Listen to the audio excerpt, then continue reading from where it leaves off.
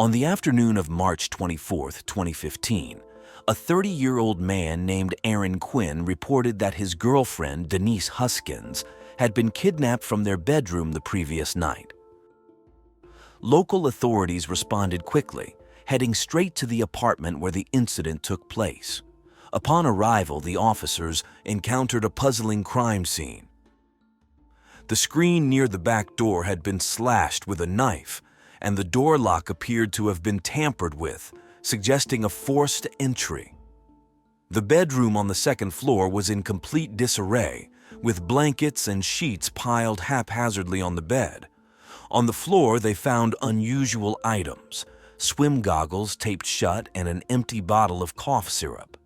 But what stood out most was a square section of the bedroom floor outlined with red tape, within which a chair had been placed, seemingly positioned to face something. Oddly enough, a camera had been set up directly in front of the chair, yet it was unplugged and not connected to the internet, serving no apparent purpose other than decoration. No fingerprints or other DNA evidence were found at the scene, and no signs of a struggle were visible. When questioned, the neighbors claimed they hadn't heard any screams or disturbances the night of the incident, which added to the overall mystery. But Aaron's version of events made things even stranger. He recounted how he had woken up suddenly in the middle of the night to the glare of a flashlight. Dazed and confused, he noticed a red dot dancing across his chest, something that immediately reminded him of the laser sights used on firearms. Filled with fear, his instinct was to protect Denise, but before he could act, a masked man pointed a gun at his head and ordered him to bind his girlfriend's hands and feet with zip ties provided by the intruder. After Aaron complied, the man tied him up as well. The intruder then covered their eyes with the swim goggles, which were sealed shut with tape, effectively blinding them. Aaron said they were forced to hand over their bank cards, PIN numbers, social security numbers, and even their phones. The kidnapper then used their phones to text their bosses, explaining that they wouldn't be able to come to work due to feeling unwell. Things took a darker turn when the intruder made both Aaron and Denise drink an entire bottle of medicine, presumably the cough syrup found at the scene. The sedative effects of the medicine soon knocked them out. Aaron said that after he lost consciousness, he was dragged to a chair positioned within the red tape square, and when he awoke, the goggles were removed. The intruder told him not to leave the square, warning that if he did, his girlfriend's life would be in immediate danger. Pointing to the unplugged camera, the kidnapper claimed it was monitoring his every move. To further manipulate the situation, he placed headphones on Aaron's head and played soothing music, a jarring contrast to the tense situation. After issuing his final threats, the kidnapper took Denise downstairs and vanished without a trace. Aaron, still disoriented from the drugs, remained in the square for hours, eventually succumbing to exhaustion and falling asleep. It wasn't until the following afternoon that he woke up, cut the zip ties binding him, and finally called the police. The officers who interviewed Aaron were left baffled by his bizarre story of abduction.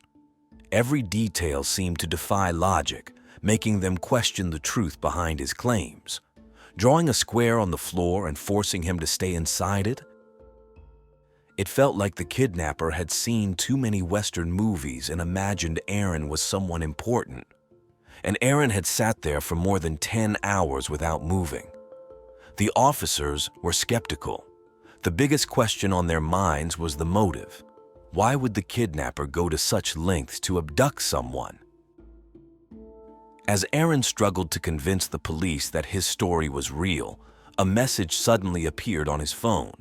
It was from the kidnapper demanding a ransom. "See, I'm not lying," Aaron insisted. But the ransom amount, $12,000, was oddly specific. Whether it was a lot or not, the officers found it strange that the kidnapper would request such an exact figure. This made the police suspicious, wondering if Aaron could be involved in some way. Maybe he had harmed his girlfriend and was now playing the victim to deflect suspicion. Aaron strongly denied this, insisting that he had nothing to do with her disappearance. "How could I have sent a message to myself right in front of you?" he asked.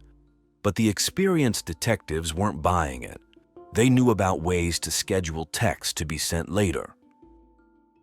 For the next several hours, the interrogation continued. Aaron was hooked up to a lie detector, questioned repeatedly, and even had lawyers consulted, but nothing conclusive came from it. Meanwhile, something else odd happened. The local newspaper received a voicemail from a woman claiming to be the missing Denise. She said she had been kidnapped but was still alive. To prove her identity, she mentioned her favorite band from her first concert and the name of her high school boyfriend. However, her voice was calm and steady, as if she were talking about someone else's situation, not her own. This made the police even more suspicious. Who could stay so composed while supposedly being held captive? The police then began interviewing the couple's colleagues and friends. What they uncovered was a scandal. It turned out Aaron and Denise were both physical therapists at the same local hospital. Even more shocking, Aaron's ex-fiancée, Andrea, also worked there. Aaron and Andrea had been engaged, planning a wedding, but things fell apart when Andrea cheated on him. Though they had broken up, the two still worked together and saw each other regularly. Even after Aaron started dating Denise, it seemed he hadn't completely cut ties with Andrea. Strangely, Aaron recalled that during the kidnapping, the masked man had repeatedly asked him for names, and at one point, even called him Andrea. Could it be that the kidnapper had intended to target Aaron's ex-fiancée, but accidentally took the wrong person? Despite this new information, the police remained convinced that there was no real kidnapper, just a love triangle gone wrong. They theorized that one or more people might have concocted this whole scheme to eliminate a romantic rival or add excitement to their lives. Though they continued with formal investigations, deploying search dogs and distributing flyers, their focus shifted increasingly to Aaron as a suspect. Aaron, clinging to his story, continued to insist on his innocence, but after hours of questioning, the police began to lose patience. Legally, they could hold him for 48 hours before charging him, so they decided to wait. Aaron wasn't put in a prison uniform, but he was given minimal food and water and confined to a small cell under constant pressure. Then came shocking news. Denise had been found alive. Media reports stated that she had been discovered in Huntington Beach, over 400 miles away from where the kidnapping was reported. While this might have seemed like a stroke of luck, Denise's sudden reappearance only made Aaron look more suspicious. Typically, kidnappers release their victims in remote areas, far from civilization, to create a delay before the police can reach them. But in this case, the kidnapper had dropped Denise off in an alley near her parents' house. When the police found her, Denise's wallet, cash, and credit cards were all untouched, which contradicted Aaron's claim that the abduction had been financially motivated. More importantly, no ransom had ever been paid, so why had the kidnapper released her? Denise told police that, after being taken, her eyes were covered, and she was brought to a small, quiet house where the windows had been completely covered with cardboard. She said the kidnapper, who wore a black hoodie, assaulted her inside the house. They stayed there for almost 2 days before the kidnapper told her to drink cough syrup, blindfolded her with the taped-up goggles again, and drove her away. Disoriented by fear and the effects of the medication, Denise couldn't tell how long they had been driving, but after being told to count to 20 and then open her eyes, she found herself near her parents' home. The police found Denise's story even more unbelievable than Aaron's. They required her to undergo a medical examination, particularly focusing on evidence related to the alleged assault. Surprisingly, her physical exam revealed no signs of injury, and there were no traces of male DNA on or inside her body. Denise explained this by saying that during the assault, the kidnapper's genitals had felt odd, as though they weren't real, possibly a toy. This led police to suspect that the kidnapper might not have been a man at all.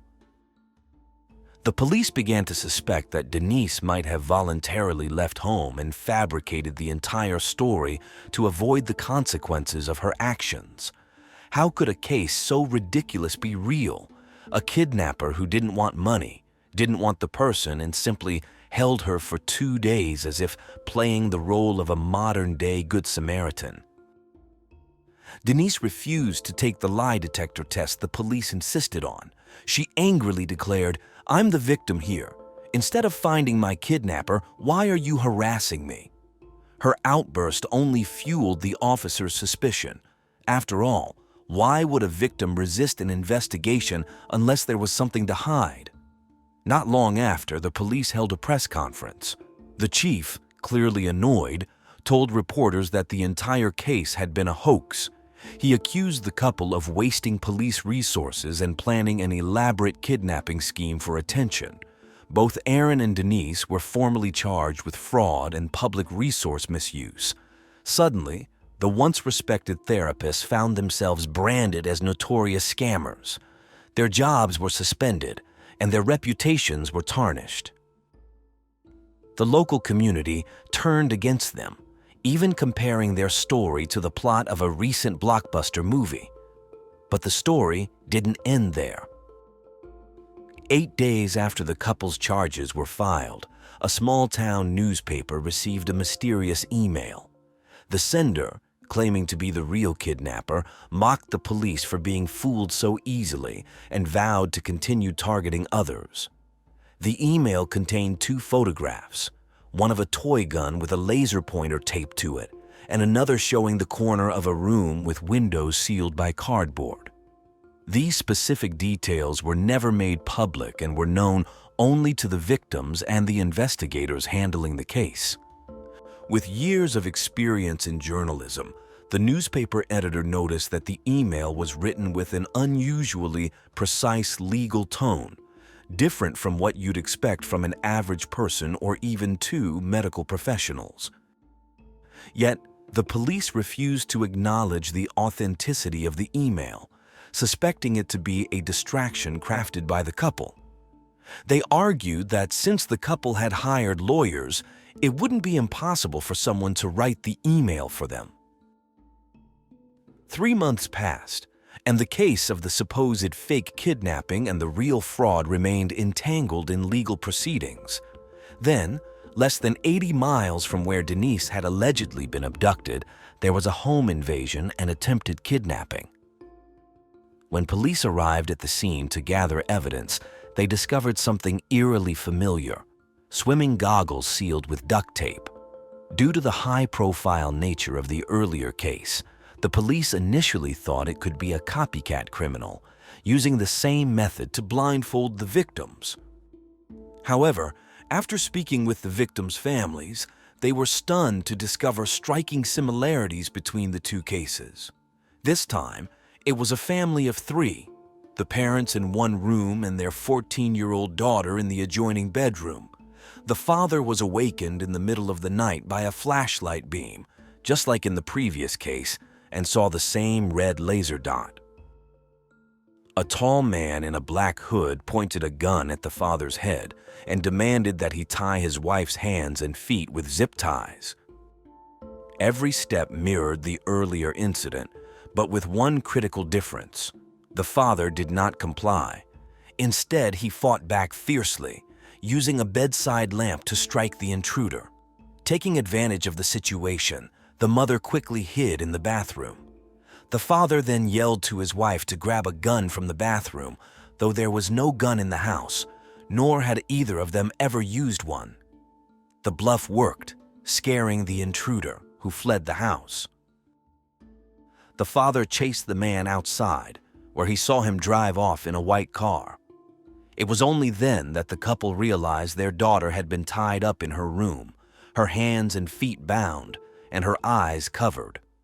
It seemed the intruder's plan had been to incapacitate the parents first, then abduct the daughter. Fortunately, the parents' brave actions thwarted what could have been a devastating outcome. Although photos of the family were never released, reports mentioned that the father was of Asian descent. Due to the intruder's hurried escape, the crime scene was not as carefully cleaned as it had been when Denise was kidnapped. The police found DNA from the attacker on the bedside lamp, as well as a suspicious Samsung phone near the door.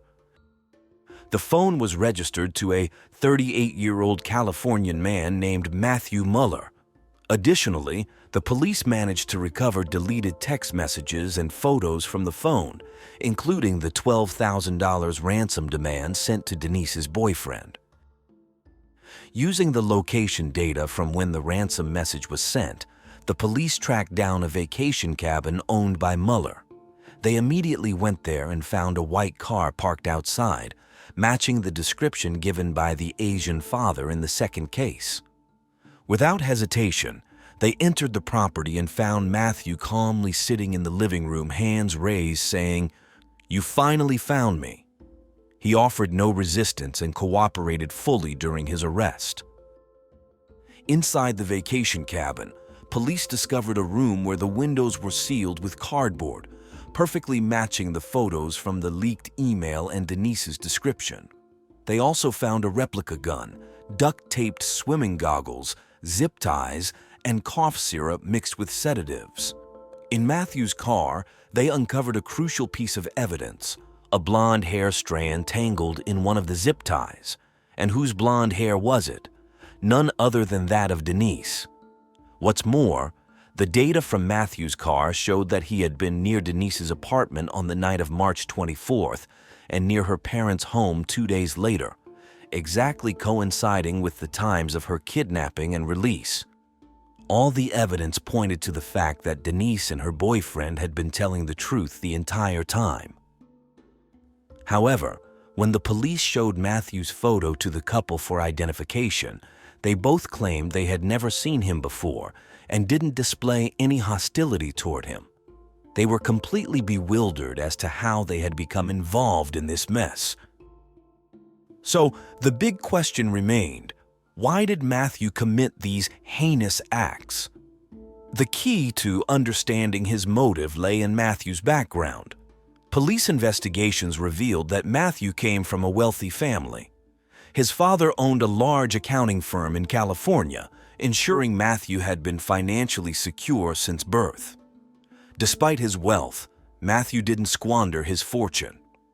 After finishing high school, he enlisted in the U.S. Marine Corps, becoming a mechanic. His superiors praised his intelligence and diligence during his service. After leaving the military, Matthew was accepted into Harvard Law School, graduating with honors and becoming a licensed attorney. This explained why the newspaper editor had recognized the sophisticated language in the extortion letter. In 2012, a female intern at the law firm where Matthew worked accused him of sexual harassment. The case dragged on for over a year before Matthew settled privately, paying the woman a substantial sum. However, during the proceedings, the intern's testimony somehow leaked. She described Matthew as having deviant desires but lacking the physical ability to act on them, requiring tools to harass women. This revelation caused Matthew's reputation to plummet. His wife of 2 years also took advantage of the situation and divorced him. Afterward, Matthew left the firm and didn't renew his law license, effectively ending his legal career. He later tried his hand at sales but was soon fired for poor performance. The shadow of the harassment lawsuit haunted him, derailing his life. Though Matthew could have lived comfortably without working, he blamed the intern for ruining his career. His anger first targeted his ex-wife, but soon extended to all women. He saw the world as unfairly biased toward women, with both the legal system and public opinion siding against men. This sense of injustice fueled his desire for revenge, to prove that assumptions could be wrong. In the past 2 years, there had been over 30 reported home invasions in the San Francisco Bay Area, but nearly all the women who reported the incidents were dismissed as mentally unstable. Only 2 cases were filed, quickly buried among countless others. Matthew's appetite for humiliation grew, and targeting women alone no longer excited him. He found greater pleasure in humiliating men in front of their partners, not just causing harm but ensuring that they were ruined forever. If not for the brave actions of the Asian family who fought back, who knows how far Matthew's twisted plan would have escalated. After Matthew's arrest, his wealthy parents spared no expense in trying to absolve him, hiring top defense attorneys and even a renowned psychologist to argue that Matthew had severe mental health issues and possibly a split personality. But in the face of all these efforts, Matthew made a sudden decision. He chose to plead guilty to all charges. In his mind, he had achieved his goal. He had shattered people's trust in the police, the judicial system, and even women. He was sentenced to 40 years in prison for multiple offenses. As for Denise and her boyfriend, the fraud charges against them were officially dropped 2 days after Matthew's arrest. The city's police department issued a formal apology, and details of the case were finally released, clearing up the confusion. It turned out the entire narrative about a love triangle had been pure speculation by the media. In 2018, following a lengthy civil suit, the couple and the police department reached a settlement. They were awarded $2.5 million in damages for the emotional and reputational harm they had suffered due to the police's mishandling of the case.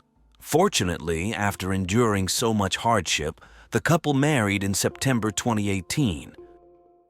A year later, they welcomed their first daughter, followed by another girl in 2022. Now, the family of 4 enjoys a peaceful life in a small town, having moved past the dark chapter of their lives. On June 7, 1977, the state of Ontario, Canada, witnessed the birth of Leah Sousa. Leah's life began with her strong and determined mother, Laura Sousa, who, despite being the single parent, left no stone unturned in ensuring her daughter's well-being. For a considerable time, their world was just the 2 of them, journeying through life's highs and lows together. As time unfolded, Laura introduced Leah to her new baby brother, Michael. The identity of their father remains undisclosed to the public. While some believed that a father figure was missing from their lives, the addition of Michael brought a sense of completeness to their family. Living in Cumberland Beach, Ontario, a quaint region about 2 hours away from Toronto, the Sousas had a humble abode with a combined living and kitchen area and a single bedroom. But this didn't deter Leah's spirit. She grew into a radiant young girl with a lively sense of humor and zest for life. Leah's academic achievements and her roles as a doting sister and daughter made her family immensely proud.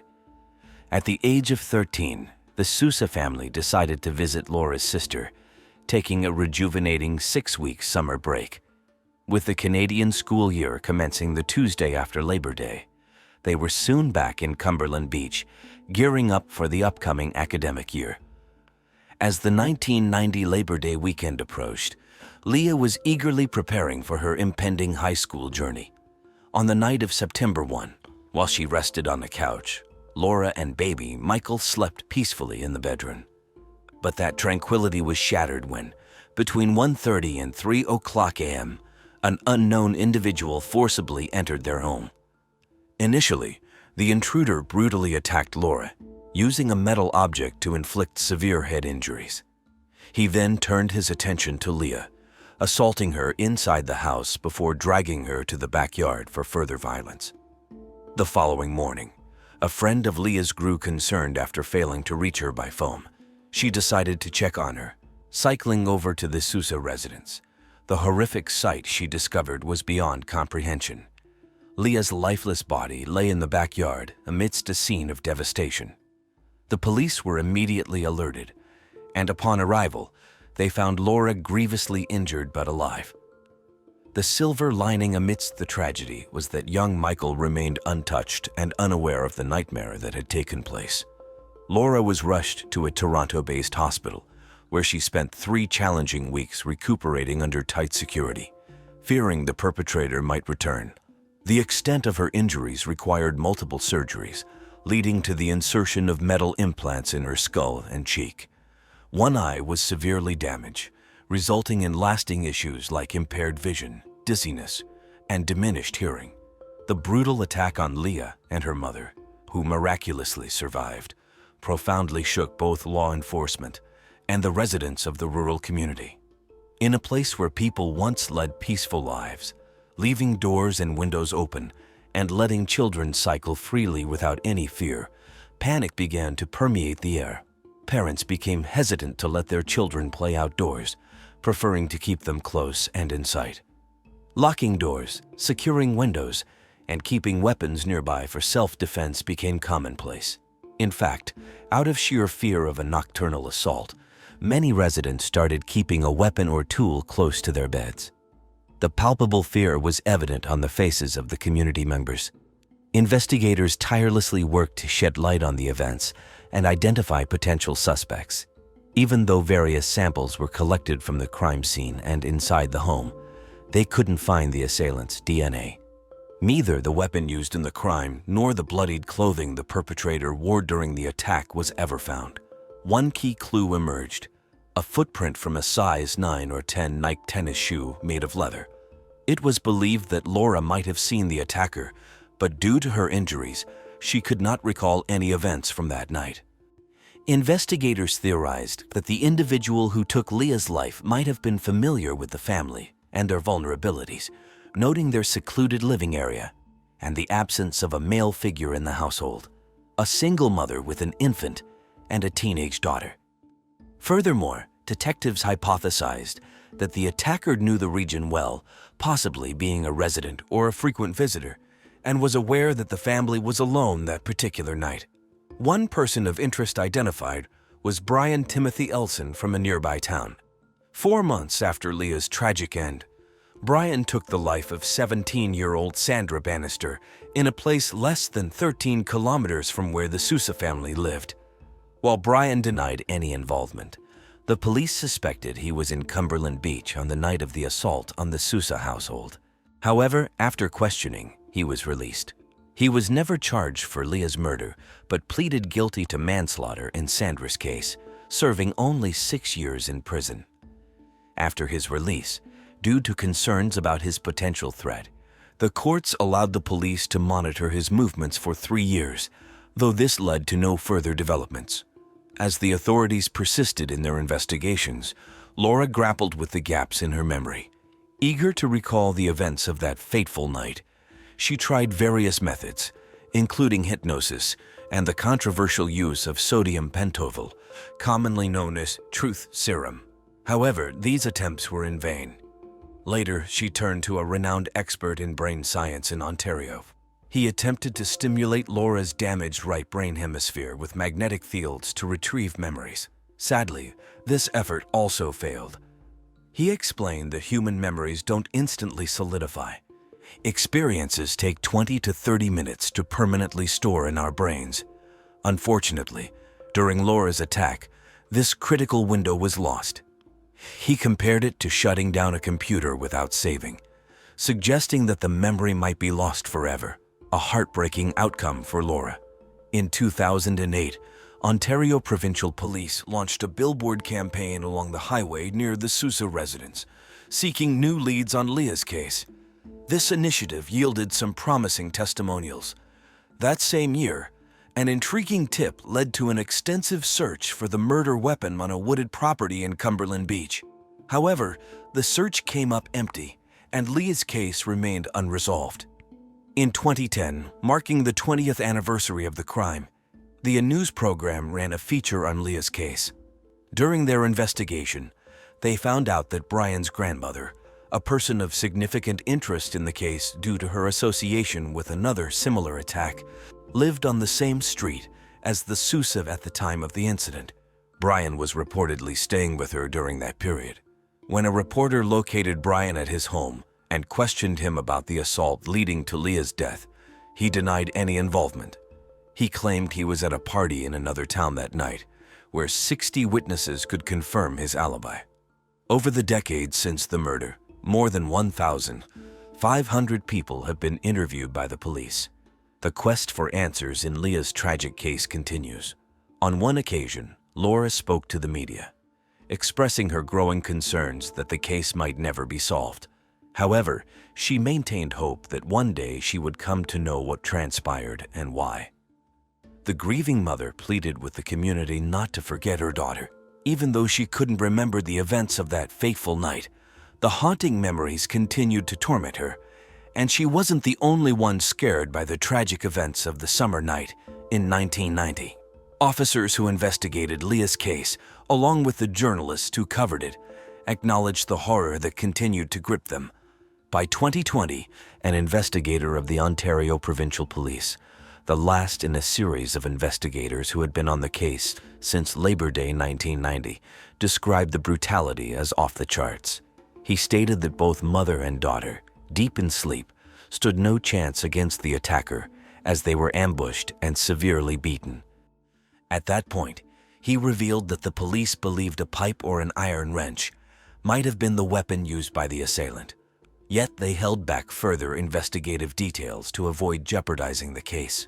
Regrettably, as the years since Leah's assault and the severe injuries inflicted on her mother, Laura, passed, the mystery of that night remained unsolved. More than 2 decades after the incident, the police reiterated that there were individuals who had information about the events and could potentially help solve the case.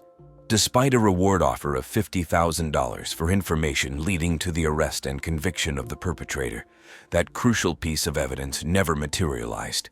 Still, they encouraged anyone who believed they had even the slightest information to come forward. Jim Van Allen, a criminal profiler with the Ontario Provincial Police, had studied around 850 fatal assaults before retiring in 2010. He dedicated significant years of his career trying to understand the motives behind heinous crimes and how to prevent them. When discussing Leah's case, he stated that while all violent deaths are tragic, some, like Leah's, are unforgettable. To Jim, the crime scene, which looked like a dollhouse in a tidy 60-square-meter space without a basement, suggested that the attack was personal and intimate. Given that the family had only recently moved in and only locals knew they were home, he surmised that the aggressor was local and likely acted alone. In Jim's analysis, the intruder, equipped with a metal tool to break a window pane, likely had a sinister plan for the night. The level of violence exhibited indicated the act wasn't just a random outburst, but rather a manifestation of deep-seated sadism. Jim hypothesized that the assailant, already predisposed to violence, might have been at a personal breaking point, possibly under the influence and driven by a lifetime of resentments. He pondered if the man had a recent argument or felt particularly humiliated that day, suggesting past humiliations could have acted as a trigger for his rage. The profiler believed that the attacker might have known Laura and been interested in her. However, as a single mother, she would have been out of his league, like many other women. Jim's analysis suggested that while the intruder was likely known in the community, he wasn't particularly well-liked, leading women to instinctively fear him. From Jim's assessment, while criminals typically flee their localities after committing heinous acts, he felt Leah's assailant might have remained nearby. Perhaps he cleaned his stained clothes and discarded the metallic instrument. The attacker's potential financial constraints and limited resources might have dictated this choice. Though not exceptionally astute, the culprit had the cunning to remain silent. In Jim's professional estimation, this person showed no regret for Leah's untimely death and likely felt indifferent about Laura's fortunate survival. But all these speculations and years of persistent investigation couldn't bring them any closer to the elusive perpetrator. In a twist in 2014, Barry Rule, an ex-officer of the Ontario Provincial Police with 3 decades of service, unveiled a book named A Viable Suspect: Multiple Murders and the Limits of a Police Force in Canada's Most Noted Unsolved Mystery. Barry's narrative raised suspicions about a serial criminal, dubbed Larry Towlett in his writings, connecting him to Leah's demise and other similar incidents in southwest Ontario. A personal encounter with this man named Larry in 1971 was recounted by Barry, wherein Larry trespassed and assaulted his fiancée. This attack was thwarted by Barry, who noticed the intruder's method of entry. Breaking a rear window resembled the approach at the Sousa residence. Larry, known as a traveling salesman in southwest Ontario, had his vehicle inspected, revealing a rape kit. Yet, regardless of Barry's insights into recurring patterns, Larry escaped intense scrutiny and passed away without ever being a legally recognized suspect. Even as Barry's book garnered attention, it didn't decisively resolve the cases hinting at Larry's involvement. Commemorating the 25th year of Leah's tragic end in 2015, Laura echoed sentiments of profound sorrow and exasperation, mourning the stolen potential of Leah's life. Investigators, over the years, left no stone unturned, pursuing leads, deploying multimedia investigations, revisiting evidence, and meticulously studying the comprehensive case files, among the most voluminous in police records. With the belief that someone local held the key to unlocking Leah's murder mystery, the police broadcasted a plea for information, spotlighting a $50,000 reward. Leah's mother lamented that even after years, she couldn't recollect the events of that devastating night. The knowledge that clues about the identity of the assailant responsible for Leah's tragic end were locked away in her memory was tormenting. Driving past the house became a somber task for many in the community. Paul Peaton spoke about the profound impact this incident had on their lives. Even though he never knew Leah personally, the chilling details of her fate left him and his peers deeply shaken. Parents became overly cautious, restricting their children's outdoor activities. In a time without the rapid information spread of social media, whispers of fear propagated through the community. A new detective took over the case in 2019, and he has been diligently collaborating with experts from similar past cases. The case file, vast and complex, demanded exhaustive scrutiny to uncover any overlooked evidence. Though he didn't divulge specifics on whether they believed a single individual or multiple were involved, he emphasized the continual re-examination of evidence from 1990, thanks to modern forensic methods. Even after over 30 years, the brutal demise of Leah Sousa remains an unresolved mystery. The collective efforts of the community and law enforcement have yet to bring the perpetrator to justice. This harrowing case serves as a grim reminder to the community about the imperativeness of vigilance and unity. Authorities, meanwhile, are unwavering in their quest for justice. Leah's memory remains etched in the community, continually underscoring the importance of justice and safety for all. Maria Balin Bernal was born on March 14, 1988, in Quito, Ecuador. Maria studied law at the Central University, where she graduated as a lawyer. She later obtained a specialization and a master's in criminal law from the Andean University Simón Bolívar, and also held a master's in oral litigation from the California Western School of Law. She was pursuing another master's degree in criminal procedural law at an Ecuadorian university. Additionally, she worked for Defensa Penal Group, part of a team of 6 women primarily handling criminal cases. In 2017, Maria married Lieutenant Herman Cáceres, a police officer. They met after he helped rescue her and her family during a robbery.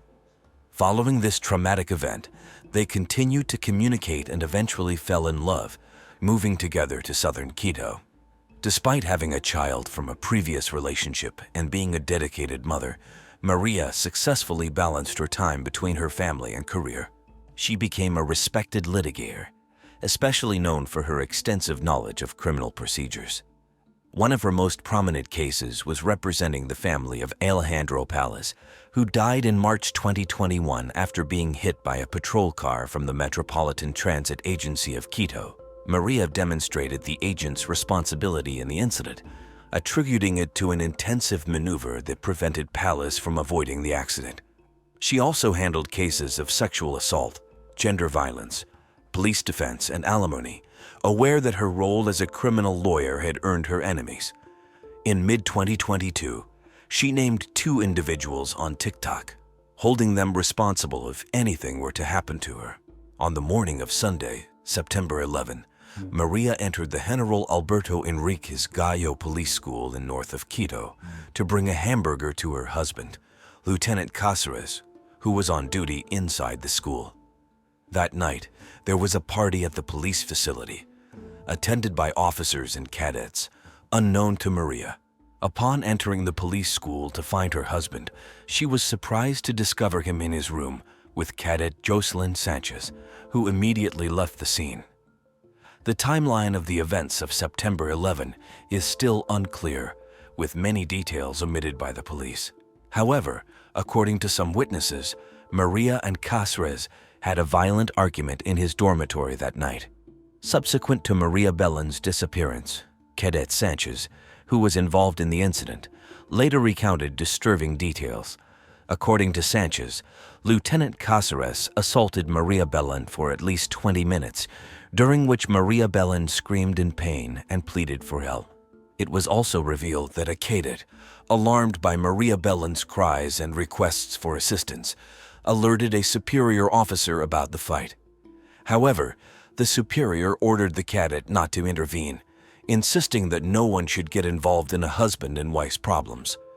Despite at least 20 police members hearing the commotion, no one intervened to help the defenseless woman, and nothing was known of her whereabouts after that night.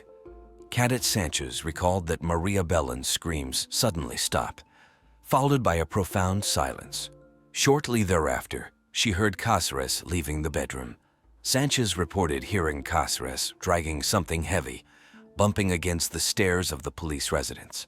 Although the police school's sentry logged Maria Belón's entry, her exit was never recorded.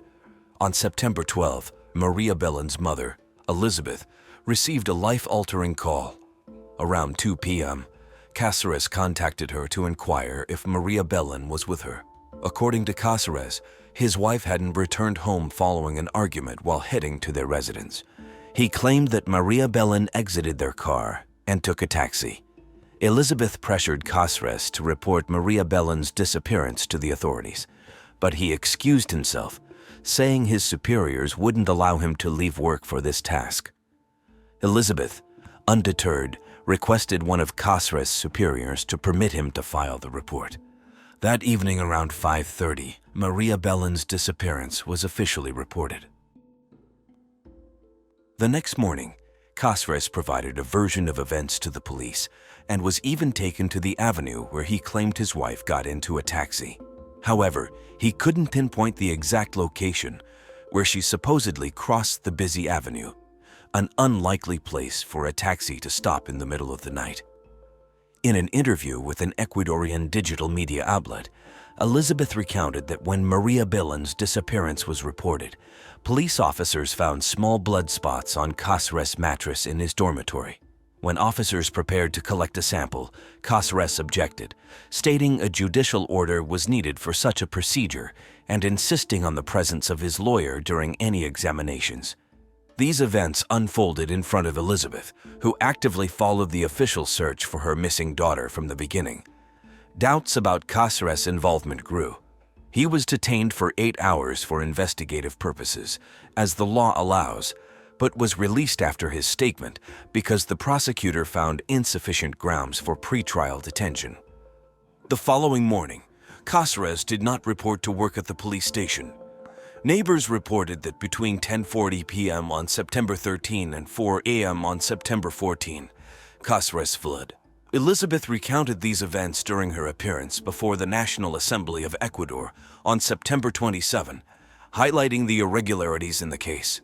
Following the main suspect's escape, The prosecutor's office criticized the police for not surveilling Cáceres adequately. Following the disappearance of Maria Belén, the police institution reported that the order for surveillance of Lieutenant Cáceres, the main suspect, was issued after he had already fled. Maria's mother, Elizabeth, believed that the security forces and judicial system failed to ensure safety and due process, allowing the suspect to escape. Of the 20 police officials present at the party on the night of Maria's disappearance, including high-ranking ones who ordered others to remain silent, only Cadet Sanchez was arrested. She was accused of having heard the entire incident and not acting.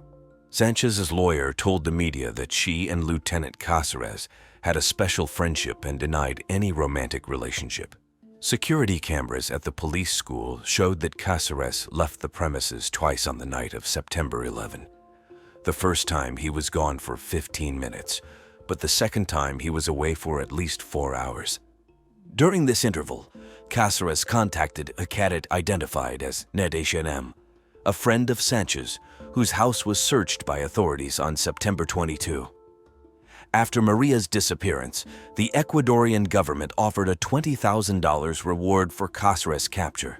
Public scrutiny fell on Diego Ordóñez, the security secretary, and Patricio Carrillo, the interior minister, for their handling of the case. Ordóñez emphasized the importance of safeguarding the police's institutional reputation, while Carrillo had left the country amidst the case's uproar. In response to public pressure and protests demanding the truth about Maria's disappearance, Carrillo announced that the police school would be led by women. The police also started administrative processes against 12 members, ranging from colonel to sergeant, but no further arrests were made, leaving only Sanchez in custody. Elizabeth consistently demanded the truth about her daughter's fate, expressing frustration over the lack of case resolution on social media. Carrillo, then the interior minister, promised to resign if Maria was not found within 30 days. Subsequently, a large police contingent was deployed to search for Maria. Elizabeth criticized the police for not effectively searching for her daughter and recounted searching through garbage dumps and ravines herself. On September 21, human remains were found near the police school. Later that day, President Guillermo Lasso and Minister Carrillo confirmed Maria's femicide via Twitter, vowing to bring the perpetrators to justice and offering condolences to her family. Carrillo apologized to Maria's family at a press conference covered by major media outlets. The case continued to draw significant public attention and scrutiny over the handling of the investigation and the search for the responsible parties. While Minister Carrillo was addressing the media, hundreds of citizens gathered in Quito to demand that the state not let the femicide of Maria Belén go unpunished and to show her mother that she was not alone. The march, which traveled one of the city's main avenues and reached the police headquarters, was led by feminist organizations and accompanied by relatives of thousands of disappeared people in Ecuador. Amidst posters and photographs of Maria Belén, the demonstrators sang Canción Sin Miedo, which has become an anthem of the feminist movement in the region, with adaptations for the Ecuadorian case. A feminist activist who followed Maria Belén's case and publicly spoke about the police's actions and government blunders, told the international news agency Infobae that the presence of hundreds of women on the streets was due to feeling mocked, vulnerable, and, above all, fed up. In a statement, 29 feminist organizations declared themselves in permanent mobilization until the full truth about the disappearance and femicide of Maria Belén was known. They rejected Minister Carrillo's version, which labeled the case as a crime of passion, minimizing the institutional complicities within the police that concealed the aggression, failed to intervene, and allowed the main suspects escape. On September 22, the Central University of Ecuador's theater, where Maria Belén earned her law degree, was filled with family, friends, activists, journalists, and citizens attending the wake in her honor. Elizabeth arrived at noon, accompanied by the funeral procession carrying her daughter's coffin. Mourning amidst media flashes and microphones, Elizabeth called for independent experts to investigate her daughter's case and demanded to know the truth. Maria Bellin's son also attended the wake, and on September 23, Maria Bellin was buried. Maria Bellin Bernal's disappearance and murder have raised questions about police training and suspicions of a possible cover-up by Cáceres officers and subordinates. The case has sparked debate on whether Maria Bellin's femicide should be considered a state crime. The incident shook Ecuador to the extent that, on September 23, President Lazo, who described the lawyer's murder as femicide, asked for Minister Carrillo's resignation as Interior Minister, effective immediately. He also ordered the dismissal of 2 police generals, the National Director of Police Judicial Investigation, and the head of Citizen Security and Public Order. Additionally, President Lazo requested the resignation of the entire police high command and gave the police commander, Fausto Salinas, a week to deliver definitive results leading to Cáceres' capture. Since Maria Bellin's body was found, suspicions about the investigators' inefficiency have increased. The police stated that the remains were wrapped in a blanket and buried in a steep hill.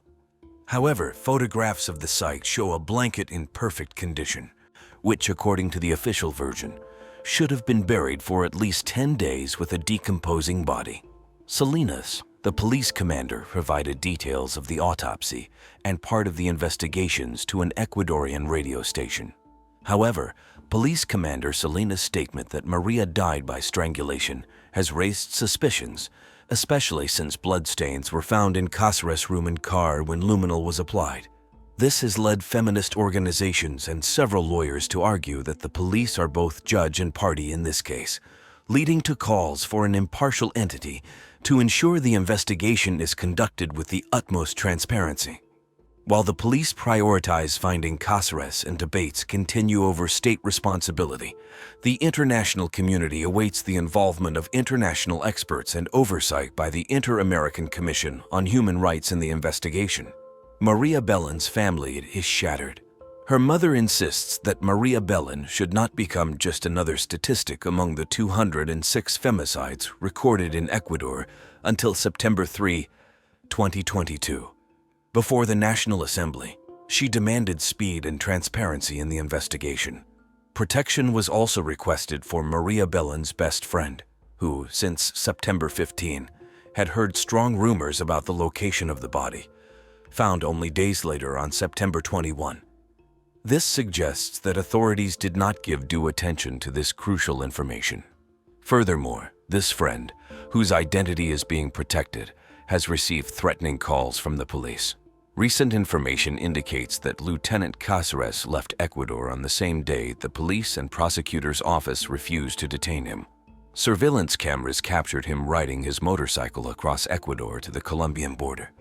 In Colombia, he traveled to Medellin, where he was last seen in his motorcycle, as reported by Colombian and Ecuadorian media on October 5, 2022. On December 30, 2022, he was arrested in Palomino, La Guajira, Colombia, while working as a bartender.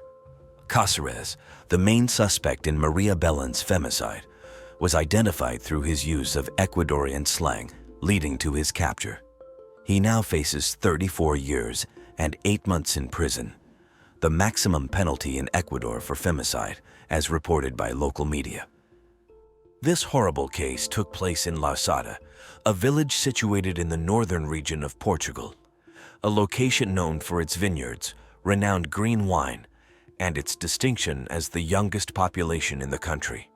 Nestled in the heart of the municipality bearing the same name, this village is in close proximity to the northwest coast of Portugal, a hub of summer enjoyment for tourists hailing from various corners of Europe. Within this quaint village, on January 28, 1987, Rui Pedro Teixeira was born. His parents, Filomena and Manuel, lauded his lively and jovial nature, along with his remarkable creativity and imagination. In a nutshell, this family, complete with their youngest daughter Karina, led a harmonious and contented life. Rui Pedro was a bundle of energy as a child. After completing his daily school assignments, he engaged in spirited soccer matches with his beloved cousin João André and other local children. His aspiration was to become a professional goalkeeper, and thus he consistently played in that role.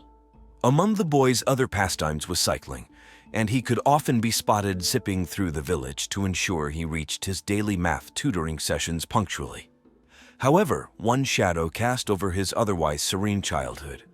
Rui Pedro grappled with epilepsy. Manuel and Filomena were the proprietors of a driving school. One day, an ordinary young man named Afonso Diaz arrived at the academy with aspirations of obtaining his driver's license. Filomena swiftly discovered that Afonso was facing financial hardship.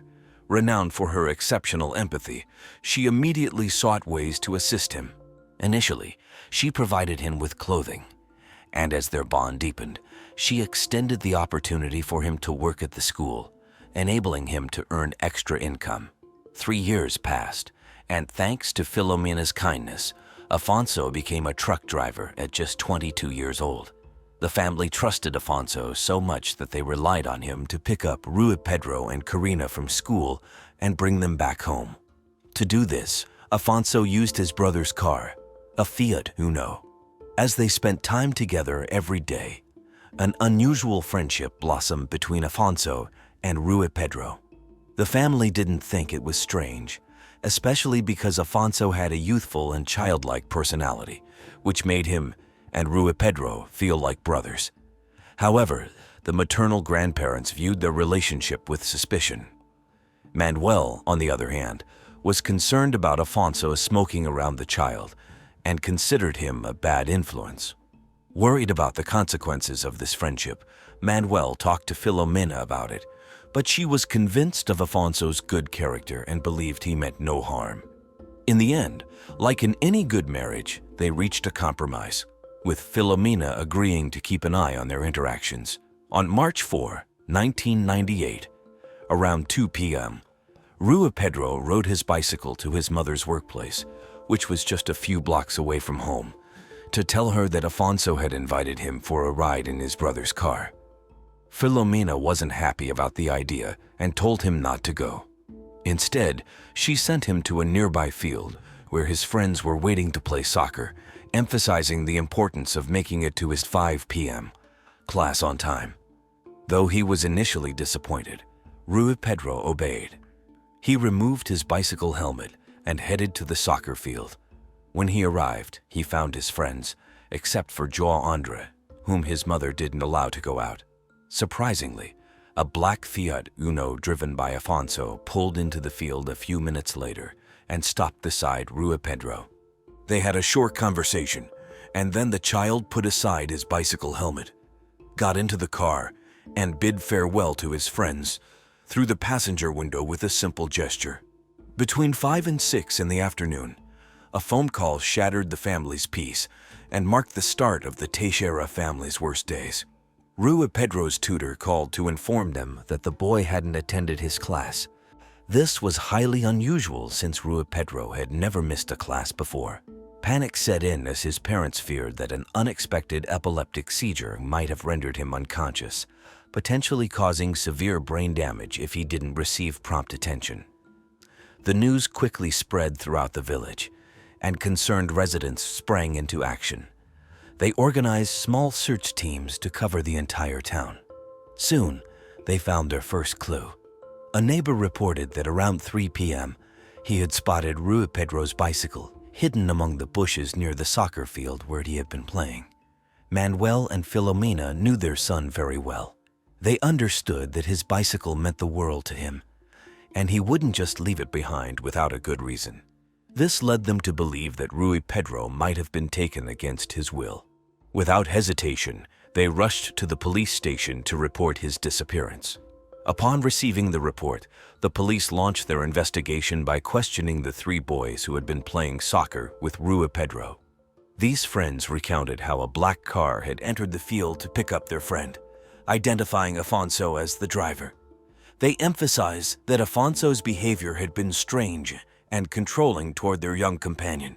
Initially, the officers doubted the children's accounts and chose to disregard their statements. However, they mentioned the misleading lead to the mother, which raised her suspicions. Filomena then mentioned Rui Pedro's request from that same afternoon to meet up with his friend. Immediately, everyone's attention turned to the truck driver, and the authorities proceeded to search his home. Afonso welcomed the officers who wanted to ask him some routine questions. As the last person who had seen the child, his statement could provide crucial information. However, the truck driver remained unusually calm and claimed not to have seen Rui Pedro. His reaction raised suspicion among the agents, given the numerous testimonies they had collected.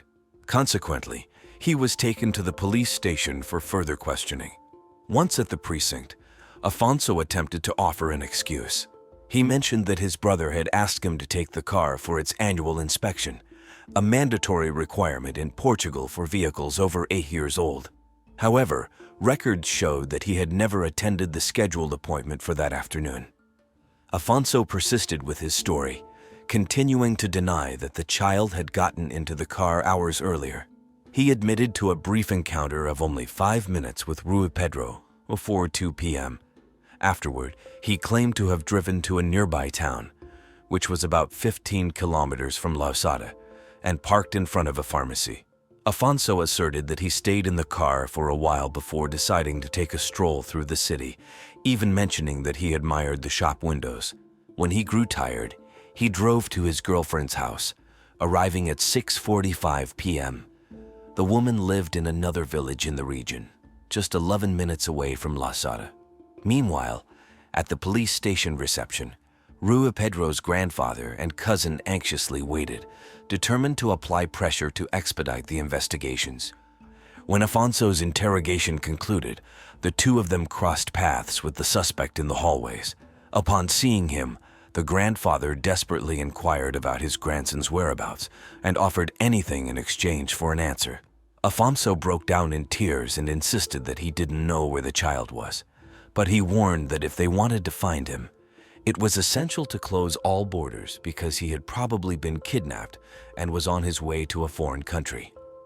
The cousin also confronted Afonso and even mentioned a conversation they had with Rui Pedro the day before. The man's only response was to shout at the boy to be quiet once and for all, but the cousin remained unfazed. On the contrary, he continued the narrative with more details. Afonso had offered to take both of them to meet prostitutes and said that the meeting point would be a vacant lot. Following these events, a large-scale police investigation was launched in the region, involving local residents, firefighters, and even the assistance of bloodhounds to find the trail of the lost child. The officers believed that the boy might have had a seizure and was unconscious somewhere in the village. Or maybe he had simply wandered far away and couldn't find his way back. In summary, they considered it a case of a search and rescue, ruling out the hypothesis of kidnapping. Rui Pedro's family was outraged by this approach to the case.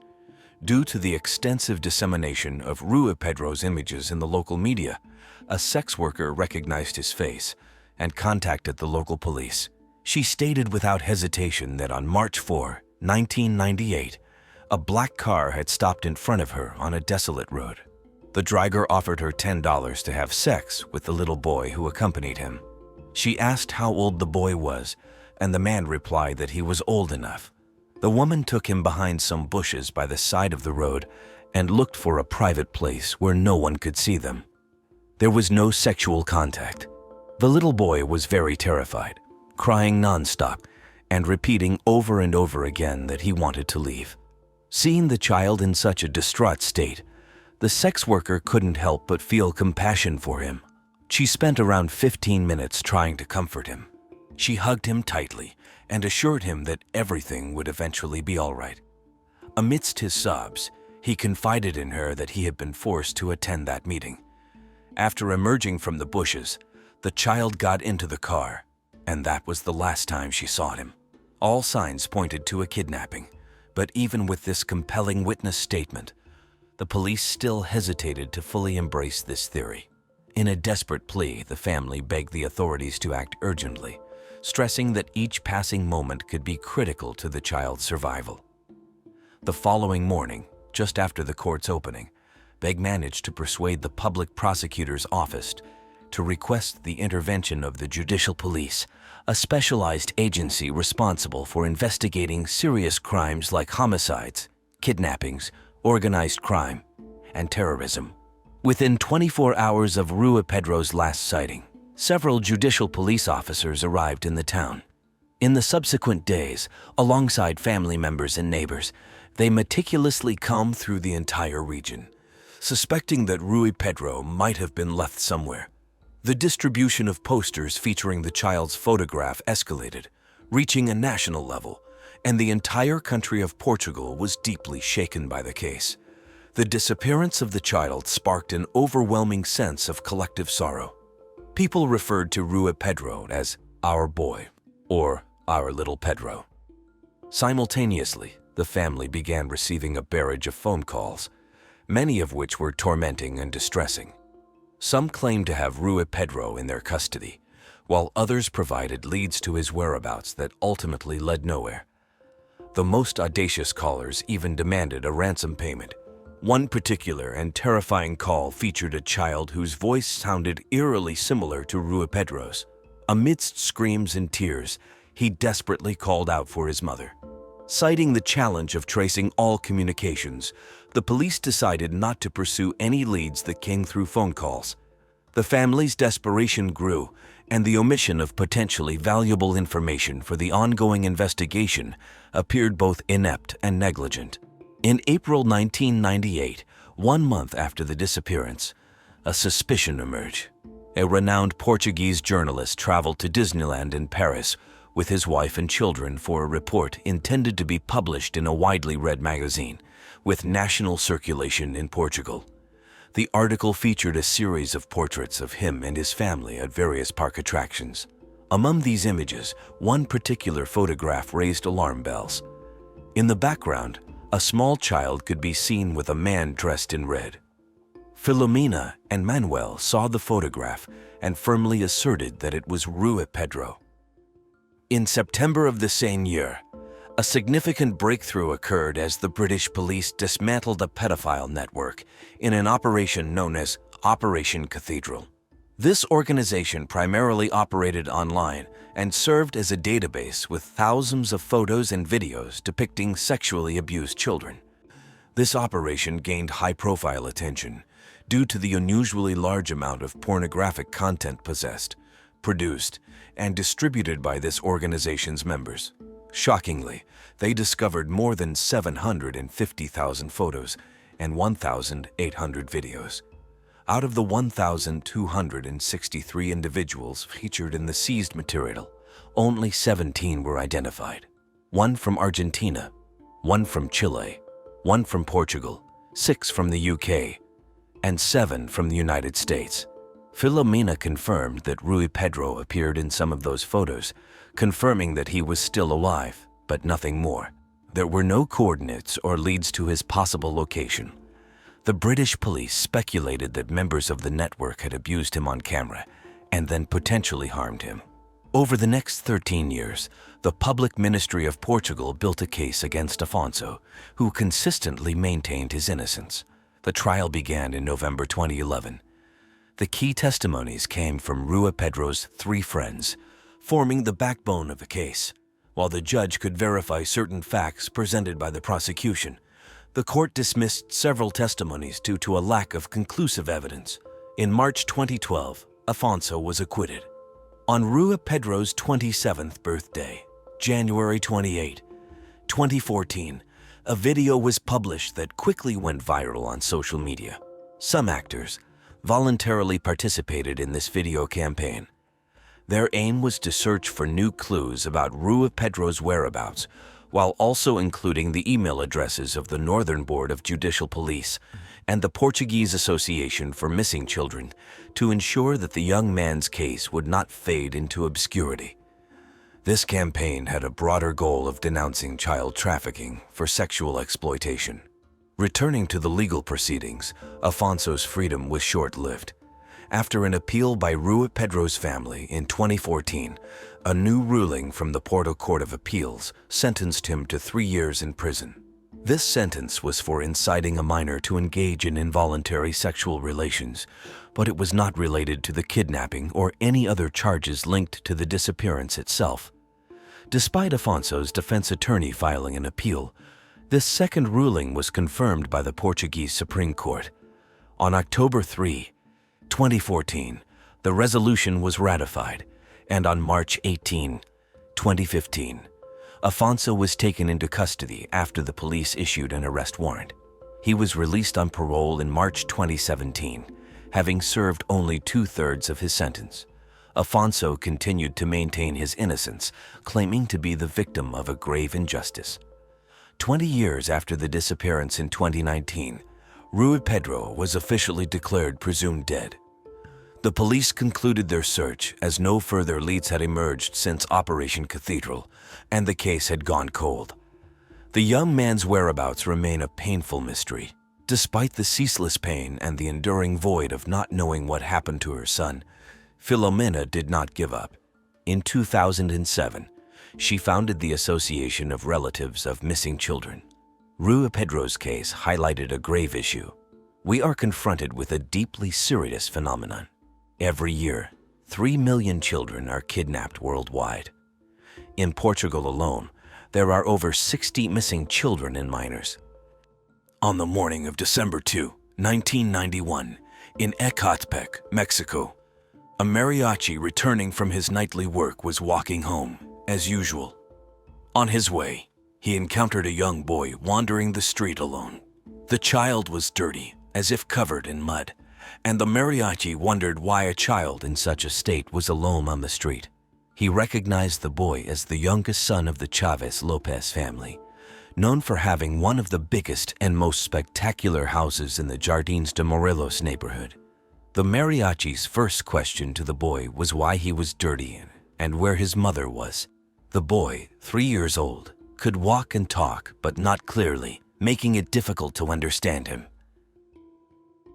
The child seemed calm, likely not understanding what had actually happened, and told the mariachi that a doctor had operated his mother at home, and then she didn't wake up again. This sounded strange to the mariachi, who realized that the boy was not covered in mud, but in blood. What had really happened was beyond the boy's limited understanding of the world, and he couldn't explain what he had witnessed. Confused, the mariachi decided to take the boy to his own home, where his wife was waiting. She knew more about the Chavez Lopez family and knew the boy's name was Alejandro.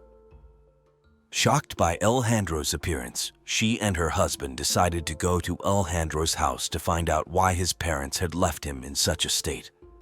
Upon arriving, they noted that the house looked strange. The front door and a patio door were open, suggesting someone was inside, but the curtains were drawn and the lights were off, giving the impression that the family wasn't home or was sleeping.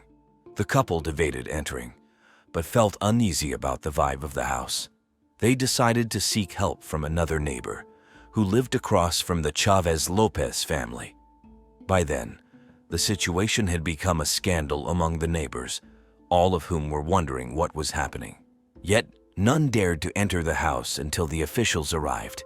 In the meantime, they could only help by cleaning the boy, noticing he had a recent wound under his armpit that had stopped bleeding.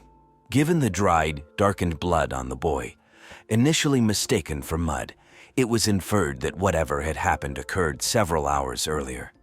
Shortly after, a police patrol arrived, and the testimony of the two officers about what they saw inside conveyed the terror they felt each time they thought about it. Upon entering the house, they immediately sensed a heavy atmosphere. The main living area was dark, and no one was visible, so they decided to go upstairs where the bedrooms were located. Hearing the sound of a television in the distance, they headed towards the room it was coming from. They found the door to the room was jammed, not by the lock, but because something was blocking it from the inside. With some effort, they managed to open the door and were horrified to discover the bodies of a man and a woman blocking it. Both were on the floor, one on top of the other, in a blood-soaked room. The officers, unaccustomed to such gruesome scenes and without bullets in their guns, were left speechless and hastily exited the house, visibly shaken. They stood for a few seconds, leaning against their patrol car, and one of the officers called for backup, feeling overwhelmed by the situation. About 20 minutes later, several police patrols arrived, and the officers, equipped with flashlights, began to examine the house. They knew about the 2 bodies in the upstairs room, but first wanted to check the ground floor for a better understanding of what had happened. To their surprise, the rest of the house appeared orderly, contrary to their expectations of a burglary gone wrong in a high-class family's home. There were no signs of a break-in or a thief searching for valuables. Not finding any abnormalities on the ground floor, and under orders not to disturb the scene before the forensic experts arrived, the officers first examined the room with the TV and the lifeless bodies. The victims were quickly identified as Alejandro and Phoebe Chavez Lopez, the homeowners. The crime scene was indescribable. The knife, the apparent weapon, was used multiple times on the victims, resulting in blood covering the floor, walls, and bed. A shoe print on the bed and the disarray in the room suggested that the Chavez-Lopez couple had fought for their lives. Surprisingly, in the room was a bag containing credit cards, checkbooks, and jewelry, indicating that robbery was not the motive.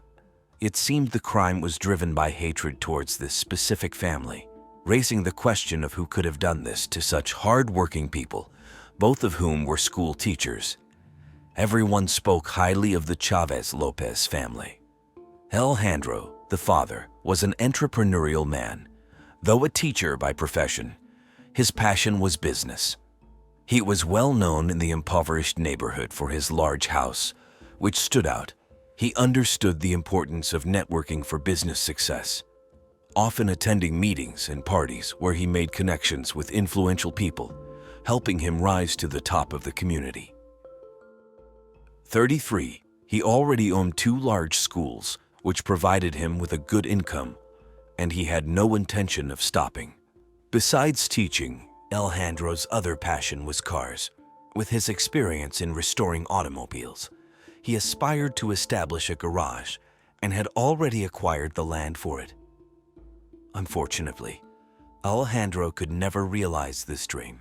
His wife, Phoebe, was known for her beauty and assisted Alejandro in the administrative aspects of his businesses.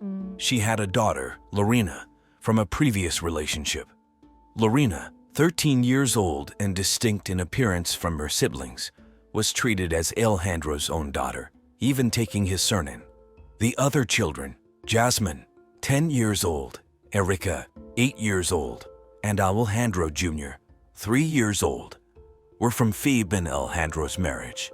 Despite the Chavez-Lopez house's spectacular exterior, it was poorly designed with an unfinished kitchen and only 1 bathroom. This was a result of prioritizing the house's facade and luxury cars over practicality. Alejandro liked to maintain a sense of superiority, differentiating himself from others. This trait led people to speculate that envy might have motivated the crime. The family's day began at 4:30 a.m. to accommodate everyone using the single bathroom.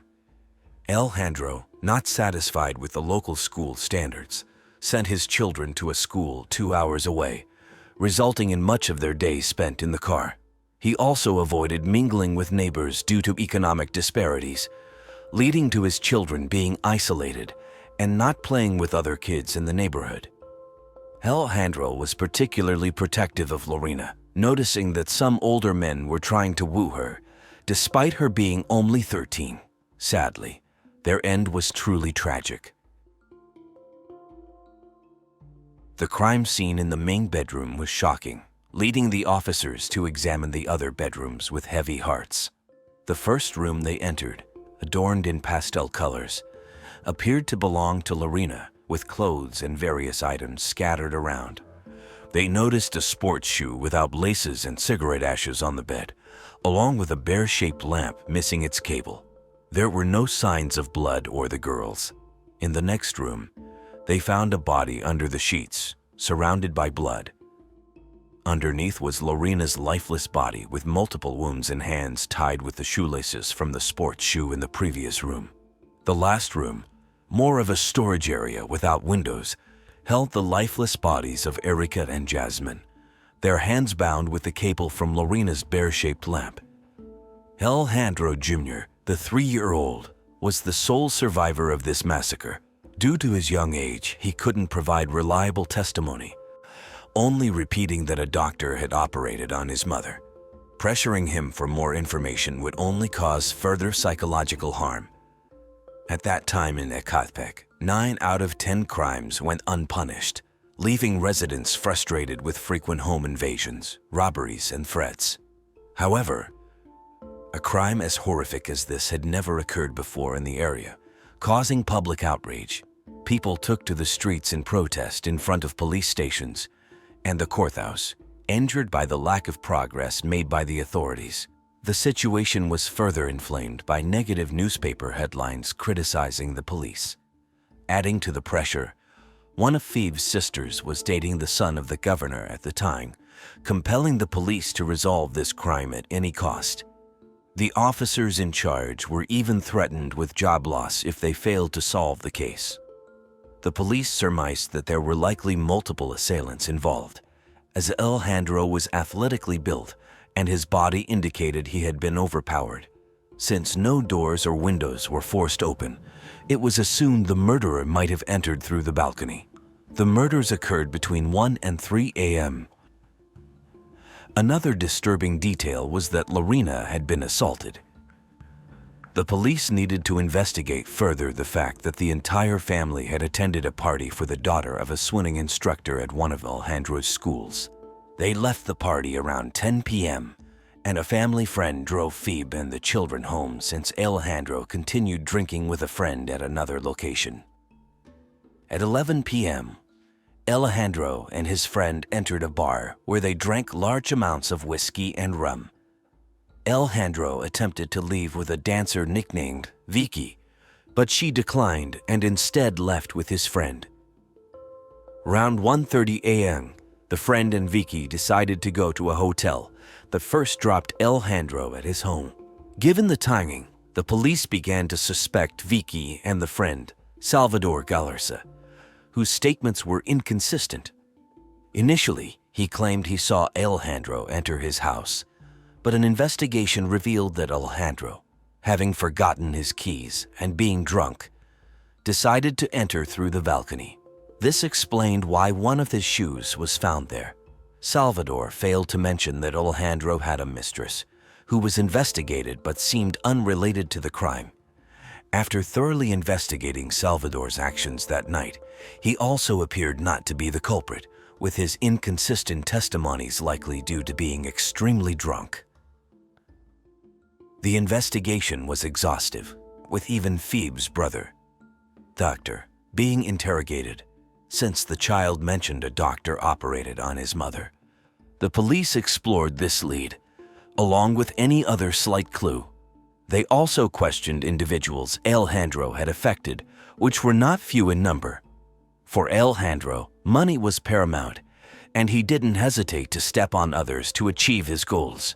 He had recently dismissed several employees from his school without proper severance pay.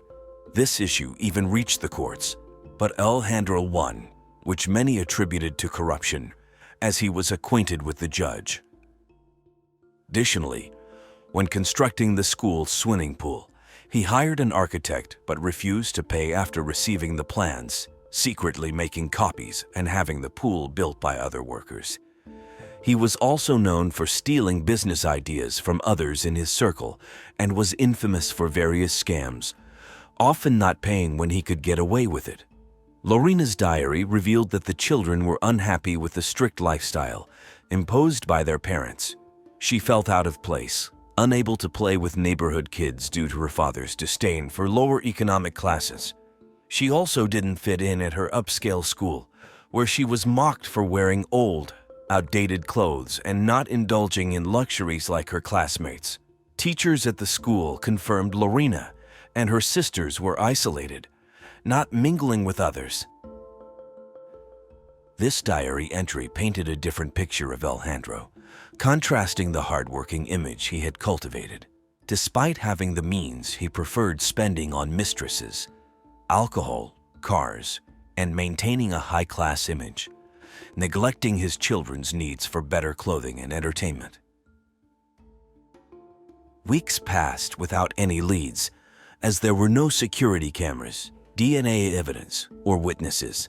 Then, on March 17, 1992, the police received an anonymous call from a woman claiming to know the identity of the Chavez Lopez family's murderer, Jose Julio Cipriano Luna, a local metalworker who knew Alejandro. She alleged that the day after the murders, Cipriano stayed near her house, and his clothes, when washed, were covered in blood. In the following days, he was visibly ill, often vomiting. When asked why she delayed reporting this, the woman said she saw Cipriano returning to his old ways and felt it was time.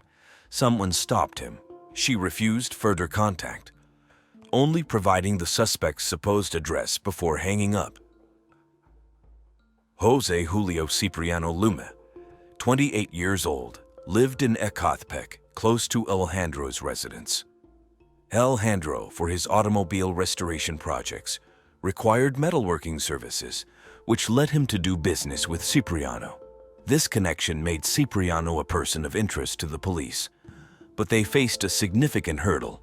The anonymous call was not strong enough evidence to incriminate Cipriano, and it was discovered that he lived in another municipality.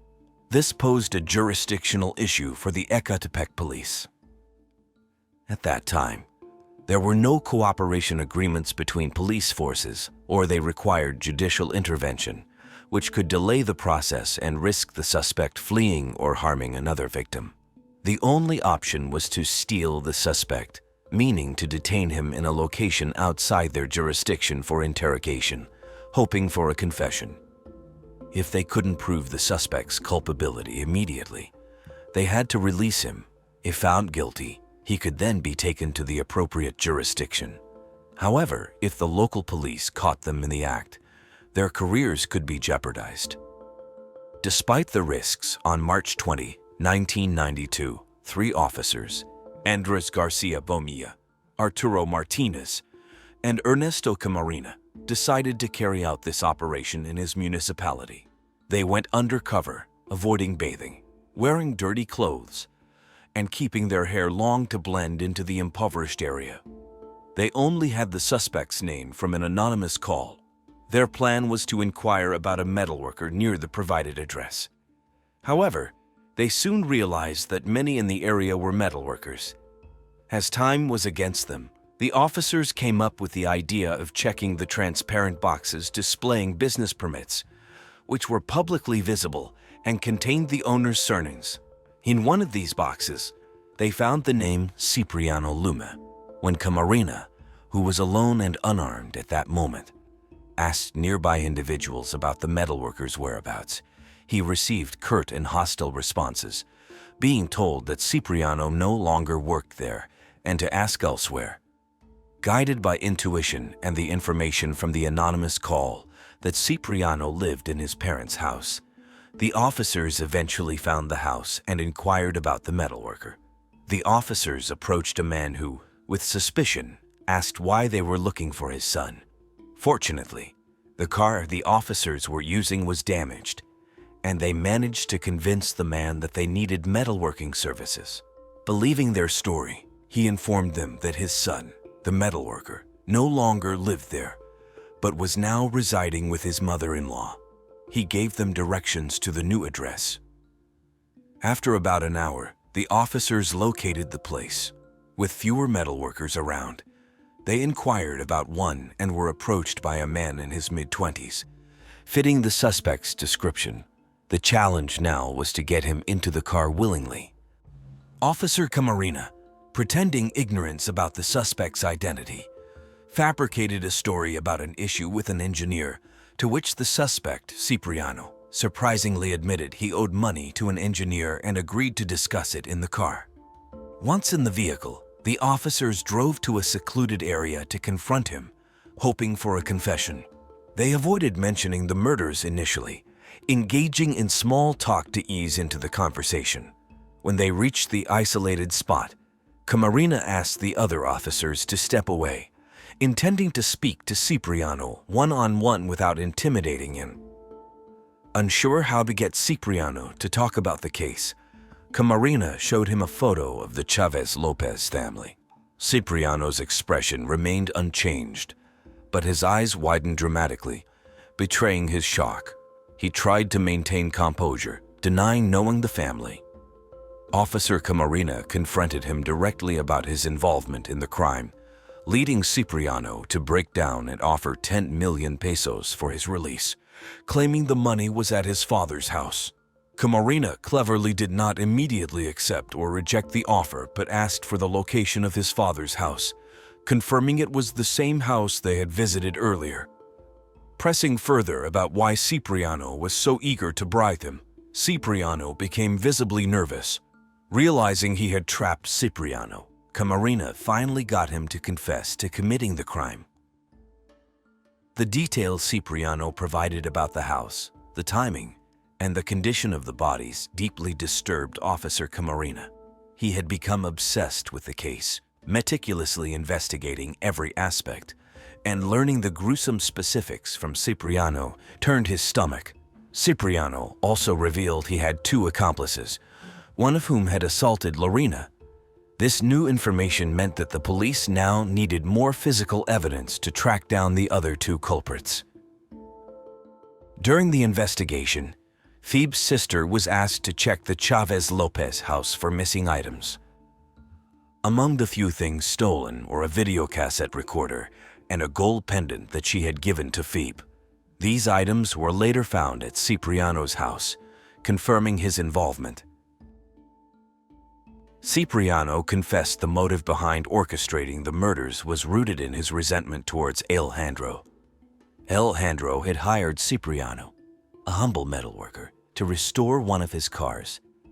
At one point, Alejandro felt that Cipriano was taking too long to finish the job and decided to retrieve his car from the garage without paying Cipriano the owed 600,000 pesos, equivalent roughly $100. Cipriano harbored deep resentment and anger towards Alejandro, who flaunted his wealth yet refused to pay for services rendered. This resentment grew into fantasies of revenge, which materialized when Cipriano met others who also despised Alejandro. One accomplice, Alejandro Cruz, 18, was a street vendor, while the other was Adam Robledo, 20 years old. On December 1, 1991, the day before the murders, the 3 suspects attended the same party as the Chavez Lopez family. Alejandro was the center of attention at the event, laughing and drinking with his friend. During the night, Cipriano approached Alejandro to ask for the money he was owed, only to be dismissed and told he wouldn't be paid as the job was incomplete. Later that night, Adam, who was infatuated with 13-year-old Lorena, began talking to her. Upon discovering this, Alejandro confronted Adam, berating him and asserting that he had no right to consider himself Lorena's equal or to be near her. Alejandro, tired of the tensions at the party, decided to leave around 10 p.m. Shortly after his departure, a commotion erupted at the party. Adam, who had been pursuing Lorena, was caught with his pants down, assaulting another girl. This scandal quickly spread through the party, resulting in Cipriano, Cruz, and Adam fleeing after stealing kitchen knives for self-defense. Later, as they wandered the neighborhood drunk, they came across Alejandro's house around 2:30 a.m. Cipriano, filled with rage at the sight of Alejandro's wealth and remembering his unpaid debt, decided to take action. Ham, still angry about how Alejandro had treated him earlier, agreed.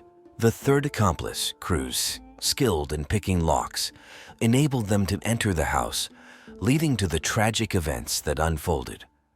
Adam, exhibiting psychopathic tendencies, even took the time to smoke a cigarette in Lorena's bed after committing the heinous acts. Alejandro, too intoxicated to fight back, was defenseless against the attackers armed with knives. The confessions of the criminals, along with the testimonies of Adam and Cruz, who were quickly apprehended, corroborated the entire story. Each of the three men was sentenced to 250 years in a maximum security prison. The gold pendant found in Cipriano's possession was a critical piece of evidence in the trial. They were confirmed as monstrous individuals, with their confession revealing they hadn't seen any children in the house as they committed the crimes in the dark. This likely spared the life of 3-year-old Alejandro Jr., who was sleeping in his crib at the time. The child later told his grandfather that he had climbed out of his crib, which explained his injury, and unsuccessfully tried to wake his parents before leaving the house. He was eventually found by the mariachi. While Alejandro had made several enemies, the extent of the crime committed by these criminals was far beyond any reasonable retribution for his actions. To end on a positive note, Officer Camarena was recognized and promoted for his work in solving the case, a deserving accolade given the gravity and complexity of the investigation. Hella Bennett was born on April 12, 2002, in Georgia, USA, into a family beset by conflicts. To understand the environment she was born into and lived in during her short life, we must understand her mother, Charity Lee. Her life was fraught with challenges from a young age, marked by tragedy and later struggles with substance abuse and problematic relationships. Charity was born on the outskirts of Atlanta, Georgia, to Killa Clark Bennett and James Robert Bennett, Jr. A defining moment in her childhood occurred when she was just 6 years old. Her father, a 37-year-old trucking company owner, was fatally shot in a violent attack inside their home in an exclusive residential area of Atlanta. He was found with multiple gunshot wounds to his head, chest, and back. The police reported that he was alone at the time of the crime and that there were no signs of struggle at the scene. Initially, authorities suspected organized crime. However, the aftermath of James's funeral brought a shocking development. Charity's mother, Kayla, then 29, became the prime suspect in his murder. The charges were laid just 3 days after the couple, previously divorced, had remarried in Las Vegas. Evidence against Kayla included details like the unlocked doors of their home and her status as the primary heir to the trucking business. Additionally, the patrol officer who transported Kayla post-arrest noted that she occasionally exhibited satisfaction in her demeanor. During the trial, evidence was presented suggesting Kayla had been in contact with a truck driver and might have been involved in a crime. Despite this, the jury found her not guilty due to insufficient evidence, leading to her acquittal. The presiding judge described it as the most peculiar case of his career, given the variety of plausible angles and hypotheses. The controversy surrounding her father's death and her mother's high-profile trial deeply impacted Charity. During her mother's imprisonment, she was cared for by her maternal grandparents. Throughout her childhood and adolescence, Charity sought love and approval from her mother. In a desperate bid for attention, she intentionally turned to drugs, frustrated by her mother's apparent disinterest. At 17, Charity battled depression and heroin addiction, straining her relationship with her mother to the point of being kicked out of the house. With just $100 given by her mother, Charity faced a stark choice between rehabilitation and potential overdose. This money, however, became her lifeline as she chose to enter a rehabilitation center in Chattanooga, Tennessee. She achieved sobriety for about a year, finding a place to live and enrolling in college. Nevertheless, her journey to sobriety was fraught with internal battles against her darkest demons. Nevertheless, during these difficult moments, she attempted to end her life on several occasions. At the age of 18, Charity became pregnant with her first child and at 3 months pregnant, decided she must definitively leave behind that dark stage in her life to become the best mother for her unborn child. That baby whom she named Paris, became the motivation she needed to recover. She often said that her son had saved her life. When Paris Lee Bennett was born on October 10, 1993, in Abilene, Texas, Charity was alone because the father of the child had left her as soon as he learned of the pregnancy. Later, when Paris was 17 months old, his father returned to their lives. Charity recounted that it was clear the father was not well, having been diagnosed with paranoid schizophrenia and experiencing auditory and visual hallucinations. Paris was a very artistic and creative boy who enjoyed drawing. Beginning at the age of 3, he was introverted, not very sociable, and reluctant to show affection to people he knew. The boy, who dreamed of becoming a paleontologist, was focused on his academic life. He studied a lot, had an IQ of 142, and never had problems at school. His performance was much higher than his peers, and his teachers considered him a unique child with potential and a promising future.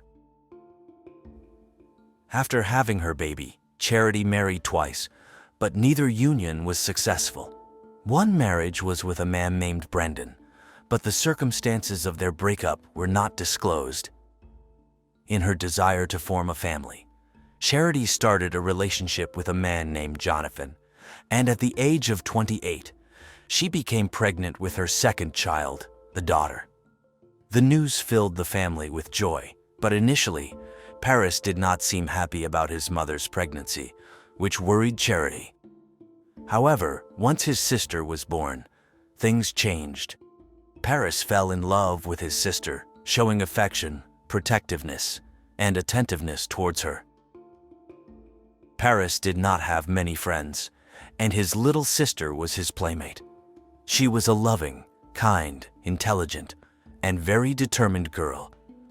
From a young age, she demonstrated a compassionate nature, even expressing a desire for her mother to adopt all of her children in the world. Her loved ones described her as a little girl with a strong personality, always speaking her mind. Over the years, the happy home that Charity dreamed of turned into a nightmare. Her partner had serious alcoholism problems and was a violent man. According to Charity, the relationship ended when her husband was stopped by a police officer, and when asked to exit his vehicle, he refused.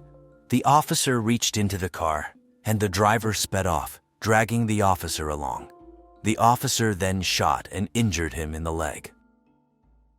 When Charity learned about the incident, she decided she could not allow her children to live in such circumstances, and chose to separate. The young girl enjoyed her relationship with her brother, finding fun and inspiration in playing with him, seeing him as a role model, and wanting to follow in his footsteps. Paris also appeared to enjoy his time with his younger sister. Childhood videos and photographs showed them dancing, playing, and posing together, always smiling. In 2005, Charity and her children moved to Dallas, Texas, to be closer to Kyla, Charity's mother, who had been diagnosed with breast cancer. Charity was a loving mother, but the stress and anxiety from her partner's separation and disputes with her mother led her to relapse into drug use. During the 6 months that Charity was under the influence, Paris took on the role of the protective older brother, a situation that significantly changed his life. He no longer saw his mother as a loving figure, but as an unpleasant woman full of flaws and mistakes. Soon after, the three of them moved to Kyla's ranch in Seymour, Texas, where their lives became even more chaotic. It was during this time that a more emotionally unstable and violent side of Paris began to emerge. He had fits of rage, banging his head against the wall or throwing things on the floor to seek attention. However, Charity seemingly failed to interpret these signs. On one occasion, while living at Kyla's ranch, Paris broke a toy that his sister and a friend were playing with. Seeing this, Charity scolded and punished him. Minutes later, when his mother was away, Paris took a kitchen knife and ran out with it in his hand. Alarmed by the screams of one of the ranch workers, Charity and Kyla rushed to the scene and managed to disarm him after some struggle. Worried about her son and his violent outbursts, Charity took Paris to a psychiatric center. However, feeling that he was not given adequate attention, she decided to return home with her son. According to some accounts, there were other similar episodes later on. On one such occasion, Paris threatened his aunt and sister, leading Charity to take him again to a health center where he underwent various tests. The specialist told Charity that it was concerning for a child so young to have thoughts about harming others, recommending that she seek treatment for him. However, Charity did not take the psychiatrist's suggestions well, finding the evaluation erroneous and offensive, and disregarded the advice. Nonetheless, doubts about how to handle her son's situation lingered in her mind, and shortly after, the family moved to Abilene. Over time, Paris developed resentment towards his mother, leading to constant arguments between them. For Charity, although the changes in her son confused her, she didn't believe they were as serious as the psychologist had suggested. Unfortunately, she was mistaken. Then came February 4, 2007. That day, 13-year-old Paris was visibly upset with his mother from the morning. But as he was a teenager and fights between mother and son had become a daily occurrence, she didn't give it much thought. At that time, Charity was working at a well-known restaurant near Abilene and had hired a babysitter that day to help while she was at work. She thought she had faced worse things with Paris, and that, as in the past, everything would be resolved. So before leaving, she approached her son, kissed him, and told him she loved him. She had a demanding workday due to the Super Bowl. After midnight, around 12:30 a.m., on February 5, 2007, exhausted from the intense hours, Charity was cleaning tables at the restaurant, eager to finish her shift and return home to rest and see her children. That's when several police officers arrived at the establishment. As she went to find the manager, she heard her name mentioned in the office and felt terror. Confused and disoriented, she couldn't understand what was happening when an officer told her that her 4-year-old daughter was injured. Her immediate reaction was to ask what had happened and where her daughter was. Then, the officer informed her that her daughter had passed away. Unable to bear the shock, Charity fainted. There is nothing more terrifying for a mother than the death of a child. But the truth she heard from the police was much crueler and more painful than she could have imagined. While being taken by the police to the station, Charity asked about her son Paris, and an officer responded that they had him. This brief and stark answer made her realize her worst nightmare had come true. When she heard her daughter had died, she felt shattered. But learning that Paris was the perpetrator was like having those shattered pieces broken again. According to the police investigation, that night the babysitter had taken the kids out for Chinese food. They returned home and watched a children's movie. The little girl then went to her room to sleep, while Paris retreated to his because he had to finish his homework. It's unknown at what moment Paris decided to end his sister's life, but as a bright and manipulative teenager, around 10 at night, he managed to convince the babysitter she could go home, assuring her that his mother was on her way. With her absence, it would be easier for him to execute his plan. What happened once they were alone was a true scene of terror. Paris went to Ella's room, beat her, sexually abused the little girl, barely 4 years old, and suffocated her. Then, with a knife he had taken from the kitchen, he gave her 17 fatal stabs. Immediately after the attack, Paris picked up the phone and called a friend, engaging in a conversation about various topics. Roughly 2 minutes after ending this call, which lasted 6 minutes at 11:42 p.m., the teenager dialed 911. During the call with the emergency operator, Paris seemed desperate and distressed about the atrocious act he had just committed. When asked if the girl was bleeding, He admitted she was because he had inflicted several wounds on her. The operator instructed Paris to perform CPR while waiting for emergency services and provided the necessary directions. On the recording, Paris can be heard counting as if following the instructions, but investigators later concluded that he never attempted to revive her. This was deduced from the position of the little girl's body and the blood-stain patterns found at the scene. In an attempt to justify his actions, Paris told the operator that he had hallucinated and thought his little sister was a demon. Soon, the street outside was filled with police and paramedics. Paris was taken into custody and brought to the police station while the investigation began at their home. During interrogation, he again mentioned his demonic hallucinations, claiming he was sleeping with his sister and woke up to her face looking different, like a demon engulfed in flames. He said he thought she was possessed and attacked her in a panic attack. As Paris continued his account, however, he fell into contradictions. He mentioned feeling resentment towards his sister since her birth because he was no longer the center of attention. Initially, investigators thought jealousy might have motivated the attack, but then he revealed his original plan also included killing his mother when she returned home. After a long, confusing, and painful night, Charity arrived at the police station to see her son. The inconsolable mother was shattered but became emotional upon seeing Paris. She got up, hugged, and caressed him amid tears, showing him she was there for him. Paris's reaction, in contrast, was cold and emotionless. He simply sat and coldly asked her what she planned to do.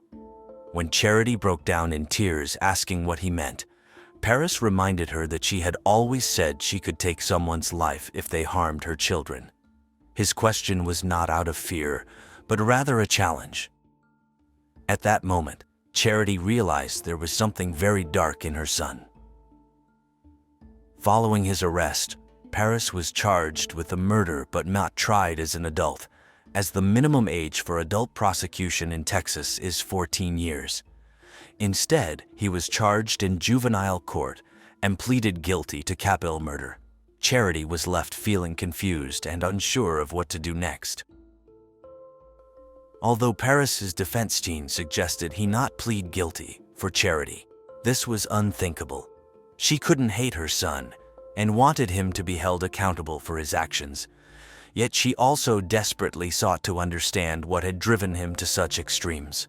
While the prosecution aimed for a life sentence, his lawyer was preparing to secure the lightest sentence possible.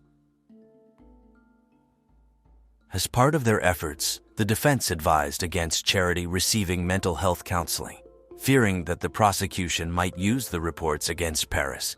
Despite the traumatic ordeal she faced as the mother of both the victim and the perpetrator, she finally accessed counseling 2 years after the crime. She was diagnosed with severe post-traumatic stress disorder and depressive disorders. Charity lost 15 kilograms in 13 days, started self-harming, and harbored a strong desire to die. Nevertheless, she knew she had to be strong for Paris, whom she never stopped loving despite the circumstances. In the months following, Paris was in complete isolation. He didn't speak and communicated only through letters and drawings. 2 months before his sentencing, Paris began to reject simple instructions and became more violent. On one occasion, he repeatedly hit a fellow inmate in the face and received a warning for making derogatory comments about other inmates. He later flooded his cell and confronted guards who came to see what was happening. During evaluations, he referred to the crime against his sister with a smile on his face. Prison staff reported that Paris repeatedly tried to manipulate them into giving him his mother's address. At one point, Texas Department of Justice officials said he had hacked the jail's computer system, though the intent was unclear. During this time, 2 psychologists evaluated Paris, and a third reviewed the case. Each report described the boy as showing marked antisocial behavior, reduced empathy, and remorse. The first specialist wrote that he had a moderate risk of developing traits characteristic of psychopathy and pathological narcissism. The second asserted that the teenager displayed all the characteristics of a psychopath. The third went further, suggesting to Charity that she change her identity and move somewhere Paris could never find her. Paris was sentenced to 40 years in prison with the possibility of parole after 20 years, which is the maximum sentence for capital murder in a Texas juvenile court. Had he been an adult, he would have faced the death penalty. Paris will be eligible for parole for the first time in February 2027. If he is never granted parole, he will be released in February 2047, by which time he will be over 50 years old. 2 years after his sentencing, Paris made chilling and macabre confessions about his motivations. He revealed that his original plan was to take the life of his mother, Charity, but after much thought, he realized he wanted to make her suffer in a way that killing her would not achieve. By taking away her young daughter, Ella, he knew Charity would suffer for the rest of her life. In 2013, 6 years after losing Ella, Charity became pregnant and decided to raise her new baby, Phoenix, on her own, despite still being devastated by the loss of her beloved Ella.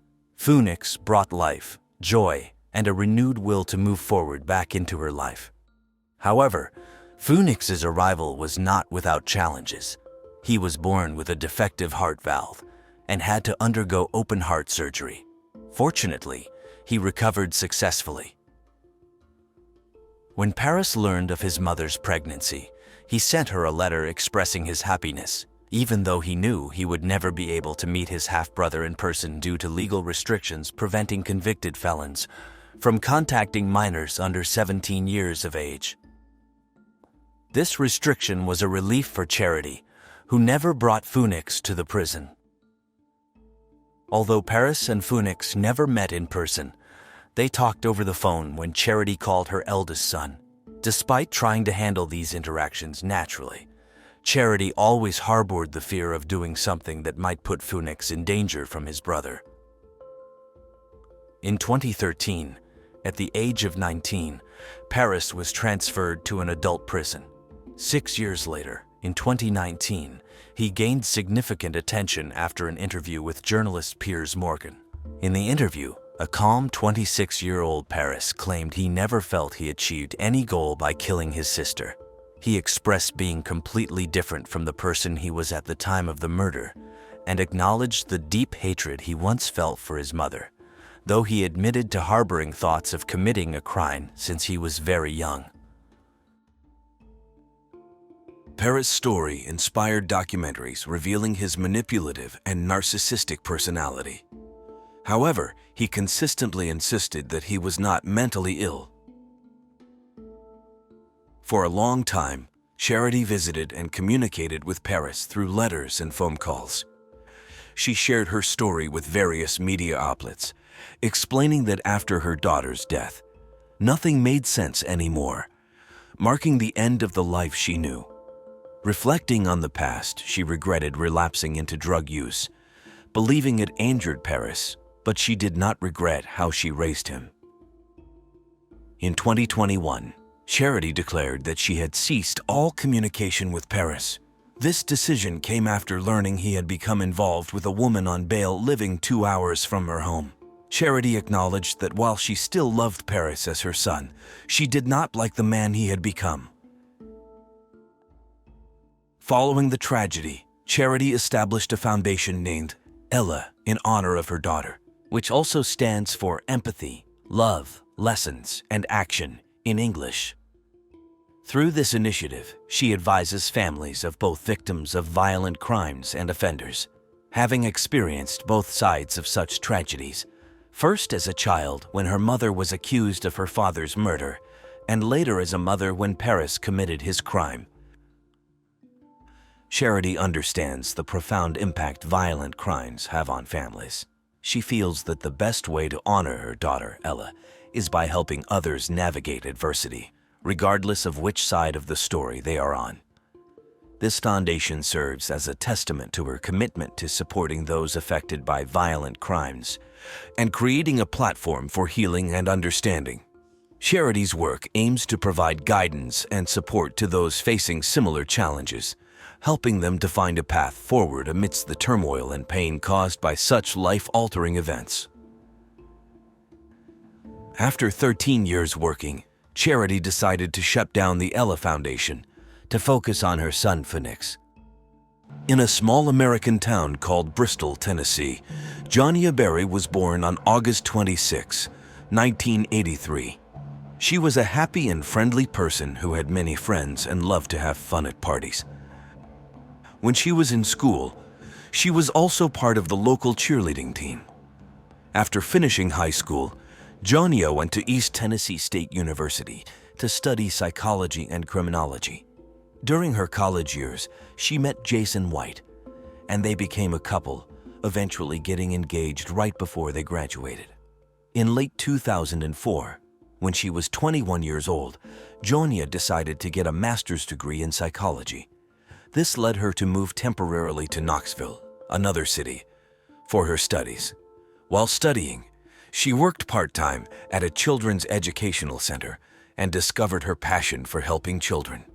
Her boyfriend, Jason, continued his studies in a different state, working towards a law degree. Even though they were far apart, they stayed in touch and planned their wedding. In Knoxville, Johnny initially stayed in her friend Jason Amami's apartment. They both went to college together and later moved to Knoxville. They shared an apartment with 2 bedrooms, and Jason let Johnny stay there until she found her own place. Johnny had 2 part-time jobs, one at a jewelry store and the other at a children's hospital. On the Sunday night of December 5th, after finishing work at the store, Johnny went to the mall to do some Christmas shopping. When she got back home, she wrapped presents for the children at the educational center, talked to her neighbor, and then went to her room. She also spoke to her boyfriend on the phone before going to bed. Around 4 in the morning, Jason Amami heard a scream from a woman. He thought Johnny was having a bad dream, so he went to her room. But instead, he found a stranger with a knife. The stranger attacked Jason, and they had a fight. Eventually, Jason managed to push the attacker away and ran out of the apartment. He went to the nearest convenience store, which was almost a kilometer away, to call for help. When the store clerk saw Jason, who was covered in blood, they called 911. Jason explained what had happened to the police when they arrived. The police went to their apartment and found Johnny in the hallway that connected 5 apartments. She was still alive but barely conscious.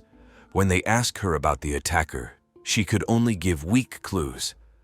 The police searched the whole building and the area nearby, but they couldn't find the attacker. They rushed Johnny to the nearest hospital, but the doctors couldn't save her, even though they tried their best. The doctor said she had more than 20 stab wounds, and it was very unlikely she could survive. As for Jason, he had 8 wounds from the attacker, but only one was very serious. He got medical help, and his life was not in danger. Meanwhile, the detectives started to investigate the crime scene. They found blood in the hallway, showing that Johnny had tried to ask her neighbors for help, but no one had opened their doors. Right next to Johnny's room, they found the murder weapon, which turned out to be a kitchen knife that belonged to Jason. The attacker had used it with such force that it got bent and damaged. The police also found blood near the back door of the apartment and on the stairs leading to the street. Since Jason and Johnny had left through the front door, the detectives thought the most likely explanation was that the killer had escaped through the back door. In Jason's room, they discovered another clue, a partial footprint, which the attacker might have left when he followed Jason and attacked him. Because of the brutal way the attacker had taken Johnny's life, the police suspected that the motive behind the crime was personal. At first, the detectives started looking into Johnny's boyfriend, even though he was far away, about 1,000 kilometers from Knoxville. But all his friends and family said that Jonia and her boyfriend had a wonderful relationship, and he had no reason to commit such a cruel crime. He found out about Jonia's death when her mother called him at 10 in the morning. He said that after hearing the news, he fainted and took a long time to recover.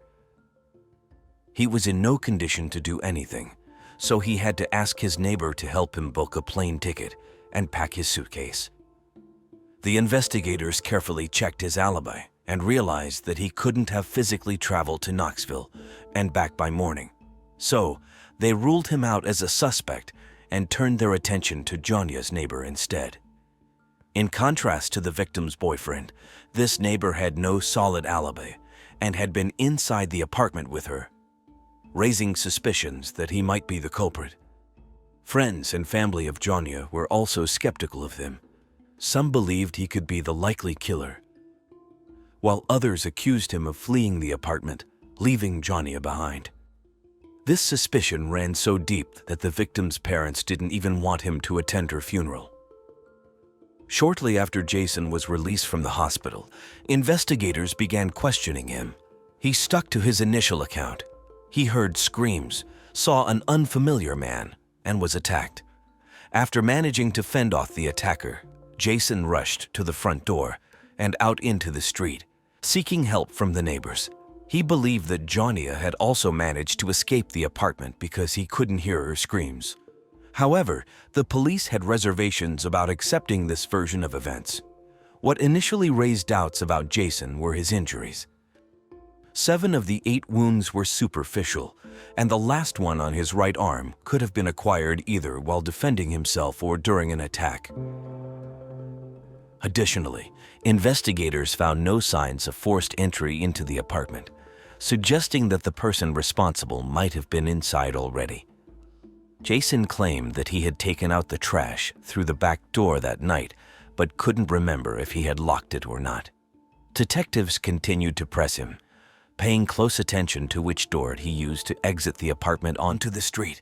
Jason insisted that he had left through the front door, but the police suspected he might be lying. If Jason had indeed exited through the back door, it would explain the presence of bloodstains near the door leading to the stairs, further raising suspicions against him. Moreover, the police accused him of using and selling illegal drugs and of being aggressive when he couldn't get his fix. The young man denied all these allegations, but investigators continued to level various charges against him. After several hours at the police station, the detectives proposed a polygraph test of him. Surprisingly, Jason agreed. The investigators brought in an expert who asked him leading questions, and at the end of the session, they informed him that he had failed the test, indicating that he was providing false answers. Upon hearing this, Jason became emotionally distraught, shouting that he had nothing to do with the crime, that his life was in danger, and that the real criminal was still on the loose. However, the detectives remained unconvinced. Nevertheless, they couldn't charge him with the murder due to the lack of concrete evidence. They had to wait for laboratory experts to complete their examination of the few pieces of evidence found in the apartment, and an unexpected twist soon emerged.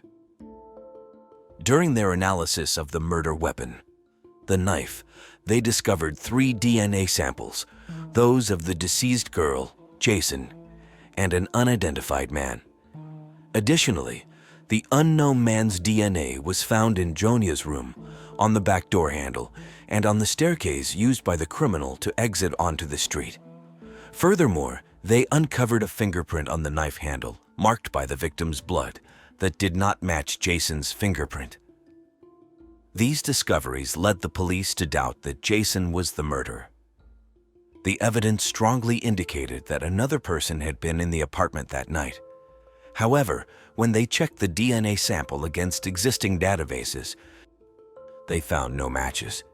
Even though investigators had ruled out Jason as a suspect, public opinion continued to cast doubt on him, accusing him of leaving his girlfriend behind and fleeing instead of protecting her.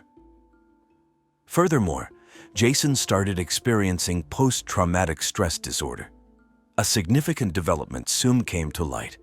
It was revealed that the polygraph operator had misinterpreted the test results, and there was no indication that Jason was lying. Additionally, there was no concrete evidence linking the young man to illegal substances. It had been used as leverage, but more importantly, the severity of Jason's injuries had been initially underestimated. In reality, Jason had suffered serious damage to his lung and neck, with little hope for a full recovery. Due to these inaccuracies in police reports, the insurance company only covered 25% of his treatment costs, leaving Jason facing severe financial hardship. Once the police no longer considered him a suspect, they began questioning Jason as a witness. From his account, they managed to create a rough description of the attacker. The situation was complicated by the fact that Jason hadn't gotten a clear look at the assailant's face. The apartment was dimly lit, and the attacker had pounced on him as soon as he exited the room. The investigators also stumbled upon something intriguing in Jonia's room: a cap, along with discs, and a stereo player near the back staircase. Initially, they thought these items might belong to either the victim or Jason, but Jason denied any connection to them. According to him, none of these items were in his apartment, suggesting they were left behind by the killer. The investigators shared a rough sketch of the suspect with the media, and after it was publicized, the police received hundreds of leads. People reported individuals who vaguely resembled the sketch, prompting detectives to pursue each of these leads. One lead stood out to the investigators. They learned about a group of teenagers in the area who had been breaking into houses with the intent to steal. One of these teenagers, a 19-year-old named Michael, bore a resemblance to the suspect's sketch. The police initiated a search for him, which was complicated because he was already wanted for theft. Now, with the possibility of his involvement in a murder, 2 police units joined the search for Michael. They eventually located him and brought him in for questioning. The investigators immediately focused on Michael's shoes, which had a tread pattern similar to the footprint left by the killer. They collected a DNA sample and fingerprints from Michael and sent them to the experts for analysis. Meanwhile, they interrogated him, and during this process, they received an unexpected revelation. Michael quickly admitted that he and a friend had indeed entered Jonia's apartment that night. According to his account, they had planned to steal valuable items, but his friend had taken a knife and attacked Jonia. However, the detectives soon began to doubt Michael's story. Firstly, the details he provided didn't align with the actual events. Secondly, there was no evidence of the presence of 2 strangers at the crime scene. The laboratory results further confirmed their skepticism. Michael's DNA and fingerprints did not match those found at the murder scene. The same held true for his shoes. The tread pattern did not match the one in Jason's room. Ultimately, the police concluded that Michael had fabricated the story. While it may sound unusual, such false admissions occur relatively frequently in high-profile cases. Some individuals falsely claim guilt for various reasons, including seeking attention or hoping for a reward for information. It remains unclear what motivated Michael, but his story turned out to be entirely untrue. Following that, investigators interviewed over 1,000 potential suspects and gathered around 400 DNA samples, but none of them matched the evidence. Early in the investigation, a reward had been offered for information leading to the case's resolution. As each month passed, the reward amount increased, and by December 2005, 1 year after the murder, it had reached $60,000. Adding to this, the state governor chipped in an additional $20,000 from his own funds, drawing even more public attention to the case. Despite the abundance of leads, all of them eventually led to dead ends, and the case remained unsolved for several years.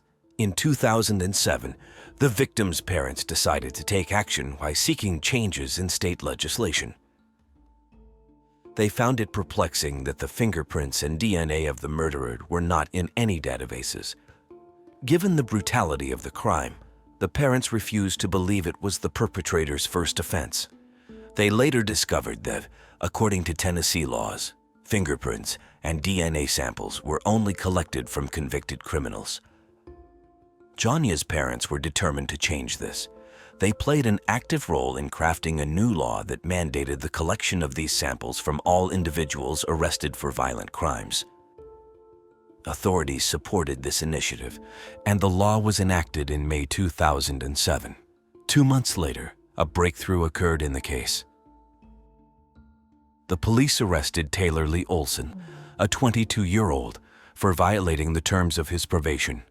Olson had a long history of criminal activities, primarily involving theft, check forgery, and auto theft, and he had been arrested multiple times before. Surprisingly, his fingerprints and DNA had never been collected, even though he had a history of run-ins with the law. Olson lived with his girlfriend and their newborn daughter, but his criminal activities persisted. It was revealed that Olson had already come to the investigators' attention 5 months earlier when they received a tip about his possible involvement in the murder. However, for reasons unknown, the police had not pursued DNA samples for analysis at that time. Nevertheless, with his new arrest for probation violation, they finally decided to question him about Jonia's case. Olson eventually confessed his involvement in the murder and willingly provided a DNA sample. When the lab results came in, it was confirmed that Taylor's DNA was a complete match with the sample found in the victim's apartment. Following this, they collected his fingerprints, which also matched the fingerprint on the murder weapon. Olson was subsequently arrested, and detectives began to question him. Initially, Olson said he was not guilty, but he eventually decided to confess to his actions. Taylor claimed that on that night, he had intended to steal Jonia's car and had entered her apartment through the back door to find the car keys. When he entered her room, she woke up and began screaming. In response, Olson grabbed a kitchen knife and stabbed her multiple times. However, he insisted that he hadn't intended to kill anyone, and it had all occurred accidentally. Detectives had doubts about the truthfulness of some details and leaned towards believing that Taylor had premeditated the murder. It was possible that he had been stalking the victim for some time, indirectly supported by the fact that Jonia's friends had reported someone following her in a car. At the time, no evidence was found to substantiate this, but after Olson's arrest, it seemed increasingly plausible. Despite this, there was little doubt about his culpability. His DNA and fingerprints were present on the murder weapon, strongly indicating his involvement. Olson's trial was slated to commence in mid-2008, and by that point, he had already retained a lawyer. Apparently, his legal counsel advised him to retract his confession, and Taylor presented a new version of events to the detectives. Now, he claimed that he had entered Jonia's apartment with his friend named Noah Cox. According to this revised account, when Olson entered Jonia's room to retrieve the car keys, she allegedly woke up, seized a knife, and stabbed him several times. Olson then fled through the back door, while his friend entered Jonia's room, disarmed her, and killed her. This new narrative raised suspicions among the police. They found no fingerprints or DNA from other individuals at the crime scene, making it appear unlikely that anyone else was involved. Detectives awaited the start of the trial, but it never occurred. On March 28, 2008, Taylor Olson took his own life in his prison cell.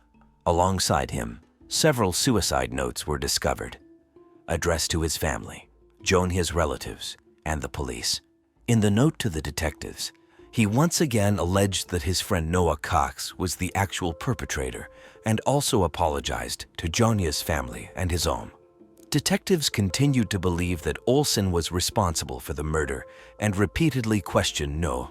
However, they found no evidence implicating him. Jonia's parents also remained skeptical, believing that Olson was lying. In their view, if Taylor was truly innocent, he wouldn't have taken his own life. it seemed more likely that he simply did not want to spend the rest of his life in prison. Furthermore, for several months following his initial confession, Olson had consistently maintained that he had entered the apartment alone and that there was no one else with him.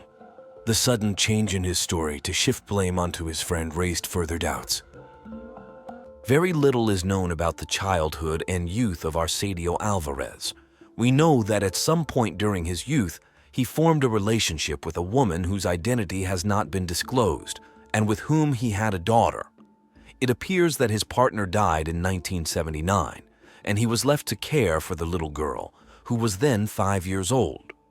The girl's name was Alba Nidia Alvarez, who later became known as Nidia. After the death of his life partner, Arcadio moved into the home of a relative, an aunt of Nidia's, though it was unclear whether she was his sister or the sister of his deceased wife. However, a few years later, Arcadio began to encounter problems in that house, which is unsurprising, as the man started to abuse his daughter. This inappropriate behavior began when she was 5 years old. When she was around 13 years old, Nidia gave birth to her first baby, a boy who was also her brother. For her, this situation was always a tragedy, but her father was indifferent to it. They eventually settled with his family in a small village very far from everything in the south of Colombia, where only the most basic services were available. There were barely 200 families living in the area. Arcadio was a farmer with very few resources. As a result of his precarious economic situation, upon arriving at the place, he settled his family in a fragile and unstable wooden house with a zinc roof and dirt floors. It is noteworthy that by the time Arcadio arrived in that area, the family had 4 children. For the people of the region, initially, nothing seemed too strange. They simply saw the newcomers as good people, even though they were not very sociable or communicative. Nidia was a very reserved young lady and did not socialize with the local residents. In fact, she never left the house unless she was with her father, and she was essentially only seen when going out to buy supplies for the family alongside Arcadio. Some were concerned that she was school-age but did not attend the public school in the town. However, they never inquired about the reasons why the father did not send her to school. One day, reality struck everyone when it became evident that Nidia was pregnant. If she didn't leave the house, didn't have a boyfriend, and her father exercised complete control over her eldest daughter, the only possible conclusion was that the young girl, while a minor, was being abused by her father. But even though the abuse situation was clear to everyone, no one spoke. By the time Nidia was over 20 years old, she had had 11 pregnancies, not all of which came to term, and not all of the babies born survived. Nidia never gave birth in a hospital. It was often up to someone else to help her bring into the world the children fathered by Arcadio. In the small town, everyone gossiped about this. Initially, they were horrified, but nobody said anything. Of the 14 children Arcadio and his daughter Nidia had, in the end, only 8 survived, 3 girls and 5 boys. Only Nidia learned to read and write because her father taught her. The rest had all their rights violated, starting with the right to an identity, since they were never legally registered. It was as if they did not exist.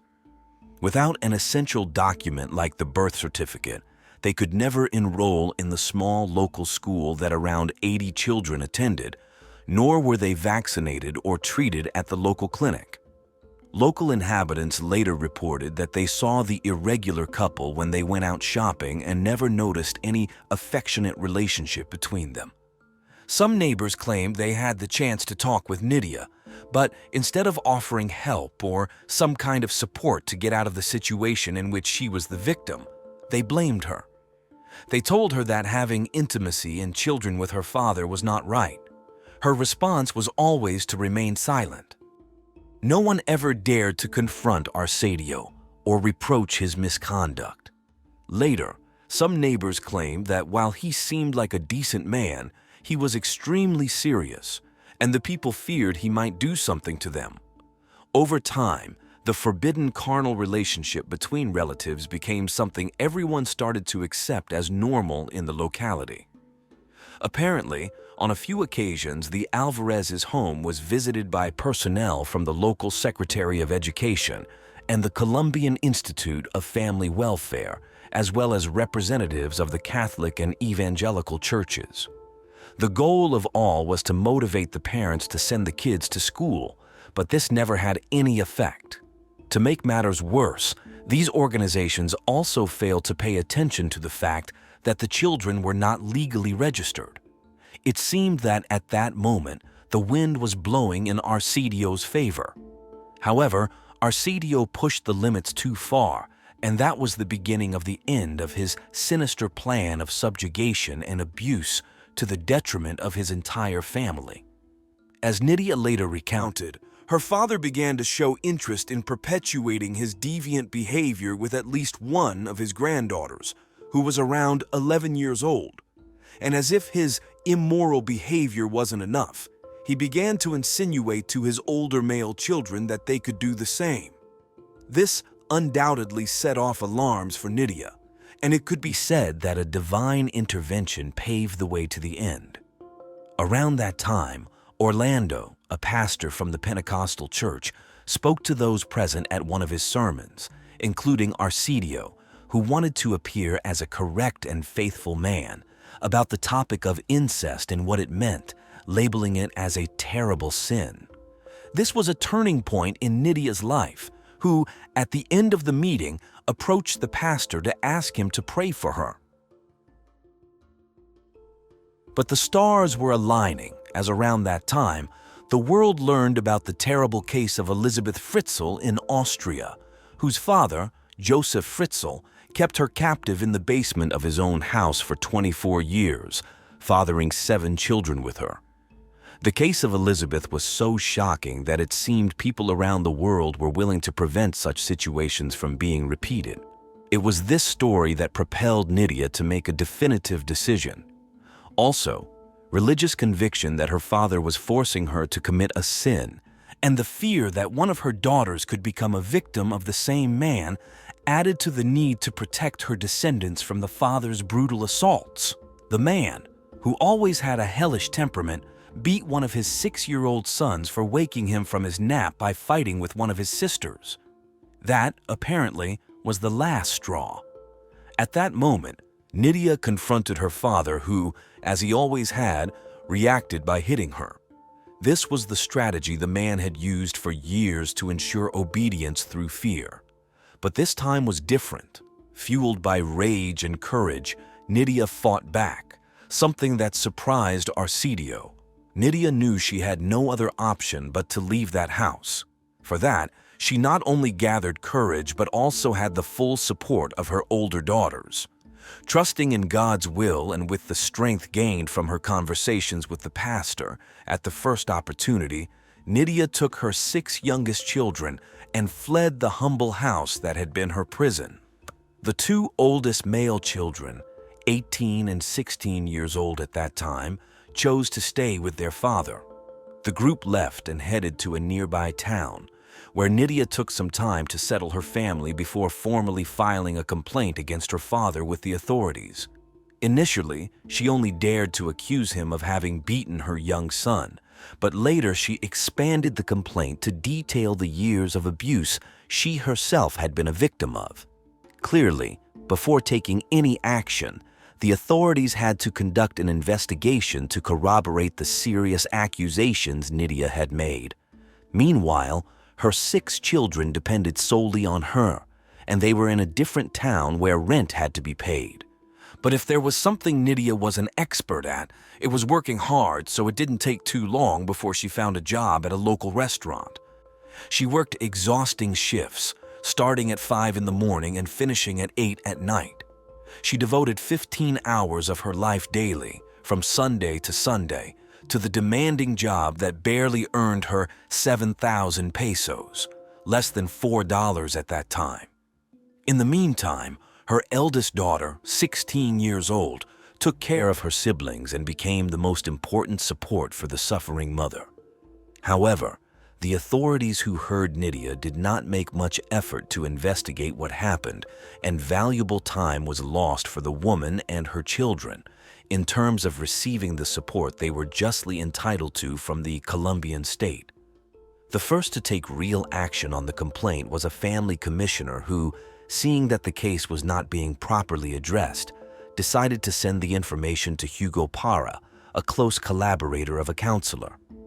Months had passed after the first complaint was made when Hugo, representing the counselor, arrived at the house occupied by Nydia and her children to learn firsthand what had happened. The man was completely shocked. As Hugo later told the media that covered the story, Nydia and her children were living in extreme poverty. The house they inhabited was in terrible condition, lacking clean water. The smell was almost unbearable, and of Nydia, only her shadow remained, as the 35-year-old woman looked almost 70. At that moment, it was decided to make the case public knowledge and to start a strict follow-up of the progress of the complaint. The following months were dedicated to gathering testimonies that would attest to the truthfulness of Nydia's accusations. Finally, in January 2009, it was considered that there were sufficient elements to present the case to the General Attorney of the nation. Immediately, the highest authority of the public ministry ordered a group of detectives to start investigating the facts officially and in depth. The impunity that Arsadio had enjoyed came to an end on March 27, 2009. That day, agents of the investigation team, known by its initials as CTI, initiated an operation to capture the alleged perpetrator. They had to travel 2 hours through intricate paths to reach the sugarcane plantation where Arsadio was known to be. Finally, the 58-year-old man was detained. In his initial statement to the authorities after being arrested, Arsadio maintained that he had never forced Nydia to engage in inappropriate sexual relations and also asserted that she was not his biological daughter but had been adopted. Needless to say, he also denied having intentions of abusing his daughters, much less having instigated his older sons to do so. Upon hearing her father's statements, Nydia affirmed that he used the same argument of her supposed adoption to abuse her. She added that her father subjected her to the most terrible treatments, besides having her practically imprisoned since she lived locked up and could not go anywhere unless it was with him. Among everything, perhaps the most surprising was when she claimed that he would always be her father and as such, she had to respect him. She then detailed that she always maintained in her conversations with Arsadio, when trying to reason with him, that she loved him as a father and never saw him as a man. On March 28, 2009, the trial against Arsadio Alvarez took place. There, the abuser maintained his version that Nydia was not his biological daughter but an adopted one, and stated that the two had agreed to love each other. What he could not explain was how he could have made such an agreement with a girl of 5 years old, which was the age she was when he violated her for the first time. Following this hearing, Arsadio was transferred to the local jail amidst a crowd gathered at the courthouse gates to shout insults at the abuser. The police had to act quickly to remove him from the place, as many in the crowd wanted to physically assault him. The detainee was charged with sexual abuse, violent carnal access, and incest against his daughter Alba Nydia Alvarez. By that time, the case had become well known, and the press had given it full attention. Despite everything Nydia had suffered, she showed her enormous heart as a mother during her conversation with journalists. She always stated that her greatest fear during all those years of subjugation was that her children might become victims of assaults like she was. Nydia maintained that this was something she never allowed, and she also stated that every interaction with her father made her feel very bad, and she did not want the story to repeat with her daughters, a point she had made very clear to Arsadio, warning him that if he ever laid a hand on any of her daughters, that would be the end of the docile and good person he had known. She hinted in her interaction with the media that she also resented that what was happening to her was an open secret and no one offered her the least bit of support. She confirmed that she never gave birth in a health center. All her childbirths were attended by midwives at home who knew the situation, but only asked if the new baby was the child of the same father. By that time, her oldest child was 19 years old, and the youngest was only 1 year old. In 2009, the trial against Arcidio ended, with no further details found, except, of course, that in response to the accused's claims that Nydia was not his biological daughter, comparative DNA tests were ordered. The Colombian Institute of Forensic Sciences confirmed that the man was lying, as the tests proved she was indeed his daughter. It was also revealed that the prosecution originally tried to add an additional charge for sexual acts against a minor under 14 years of age for an alleged abuse against one of his daughters, but the fact could never be proven, and in the end, the prosecution dropped this charge. The media reported that in the initial session, Arcidio pleaded innocent, but after 12 hours of hearing Nydia's valuable testimony and the DNA evidence, the accused ended up accepting the charges against him and even apologized to his daughter and his grandchildren. With his admission of guilt in October 2009, the presiding judge sentenced Arcidio Alvarez to 15 years and 7 months in prison, a sentence that undoubtedly seemed almost an offense to the victims and did not take into account the number of people whose lives were severely affected. And there was yet another incomprehensible detail. Although the reasons were not found, the sentence was later reduced to 11 years, 7 months, and some days. After the trial and under the protection of the Colombian Institute of Family Welfare, Nydia and her 6 younger children were relocated and placed in a house in good condition in Bogotá, the country's capital, with the aim of starting a new life away from the place where everyone knew them and would constantly remind them of what had happened. This is the last information that could be found about this family. And talking about Arcidio, the insufficient sentence was not even fully served. As in 2011, the authorities of that institution reported that Arcidio had died. According to a press release issued by the prison authorities 2 weeks before, the individual had been hospitalized for surgery due to gallstones. But the day after being discharged and returned to prison, the guards found him dead in his cell. The report stated that the death occurred due to natural causes. At the end of this case, the lesson of Nydia's courage and her struggle to provide for her surviving children remained. But the undeniable pain of so many years and the deaths of 6 little ones, either because their pregnancies did not come to term or due to being born under inadequate conditions, was undoubtedly very difficult to overcome. At the time of the events, the director of the Colombian Institute of Family Welfare stated that he had never known a case of this magnitude in Colombia and expressed concern that a situation of so many years had not been denounced by anyone. The official was not only referring to a complaint from the victim, who was the most fragile and had the least opportunity to do so, but also to the community members who knew about the situation but chose to remain silent. In a conversation with the press, one of the sons who stayed with the father tried to make sense of the events from his humble point of view. But the truth is that nothing justifies what happened in this case. Nydia lived for about 30 years dreaming for freedom, but without the courage to obtain it, as the abuse started at such a young age that it left her unable to defend herself.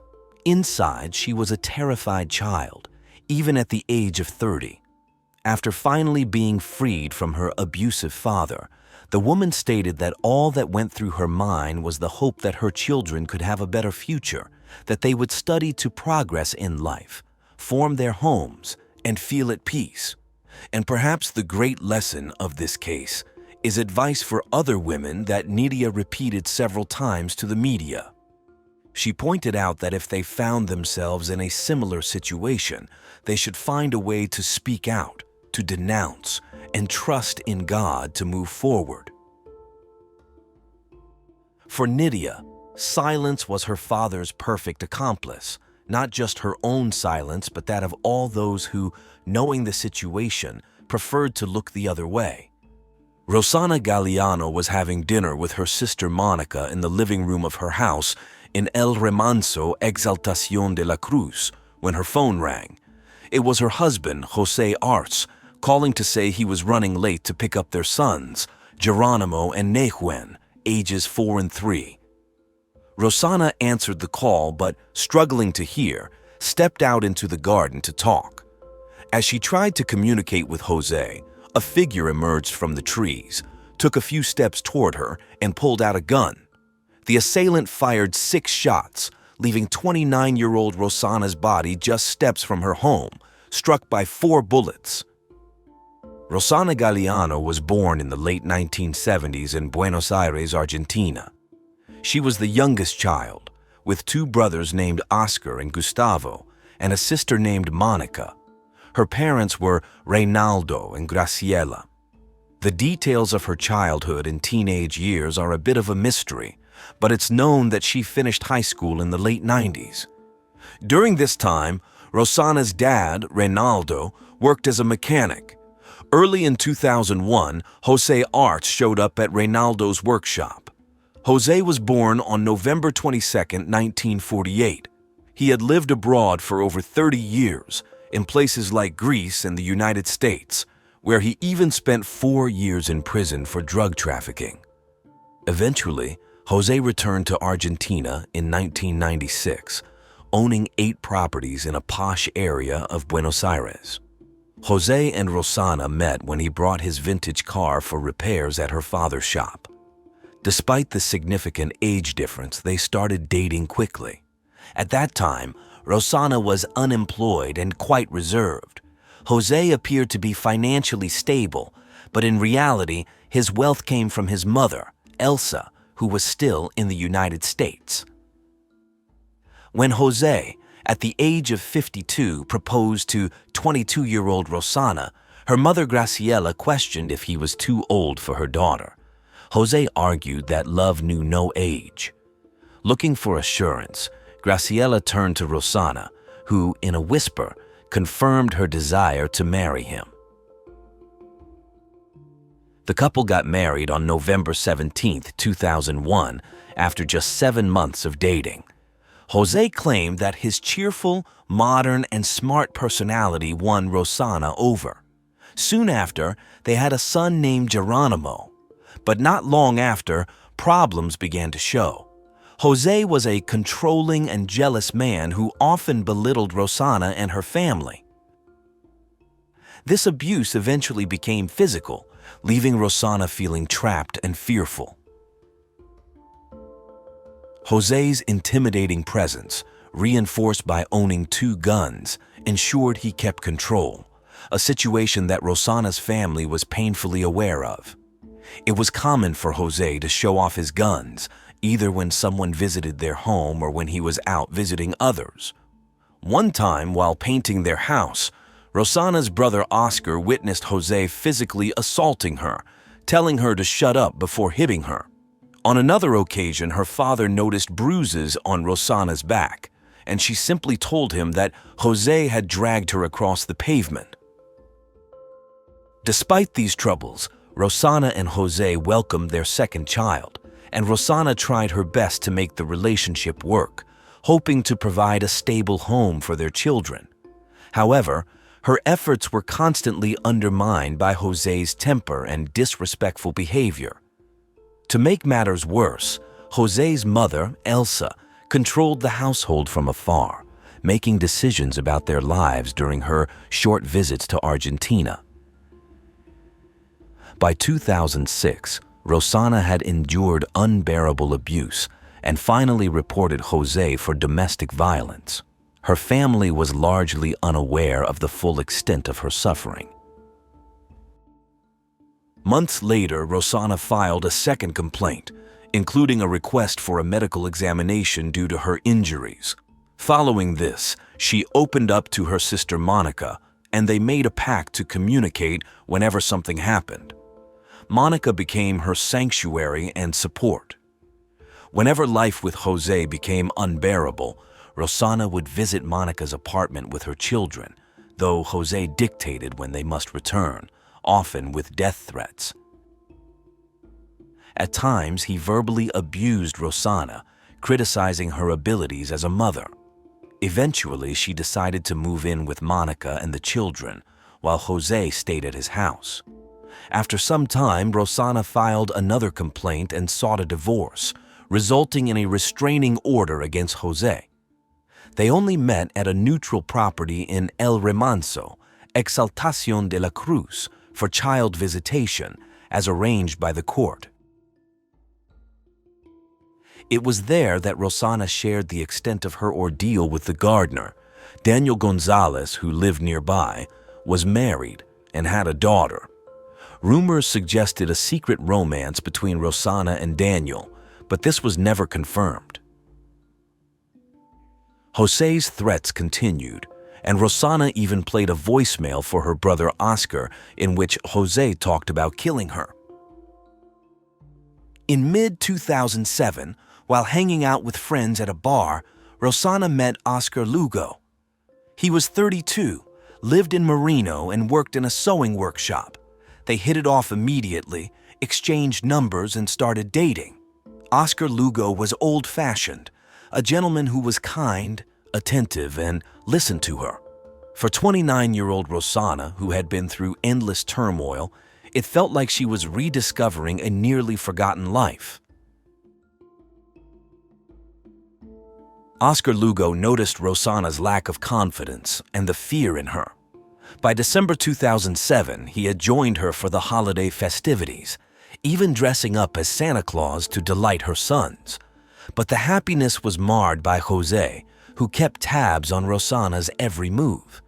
Aware of her new relationship and panicked by the looming divorce, Jose called Rosanna, offering her a truck to end things with Oscar Lugo. She refused, and it was her new boyfriend who accompanied her to the hospital during a severe nervous breakdown. Out of options, Jose hatched a plan, financed by his mother, Elsa. They meticulously arranged to hire a hitman whose identity remains a mystery. On January 16, 2008, Rosanna and her sister Monica went to El Remanso to pick up her sons, age 4 and 3. The handover was delayed by Jose with excuses. At 9:15 p.m., Jose called, claiming Geronimo had a fever and he would take him to the hospital and return him the next day. However, Rosanna insisted on having the children back to care for Geronimo herself. The call was brief, and then she went inside. Around 9:53 p.m., Rosanna texted Oscar Lugo with a casual message about their plans for the next day.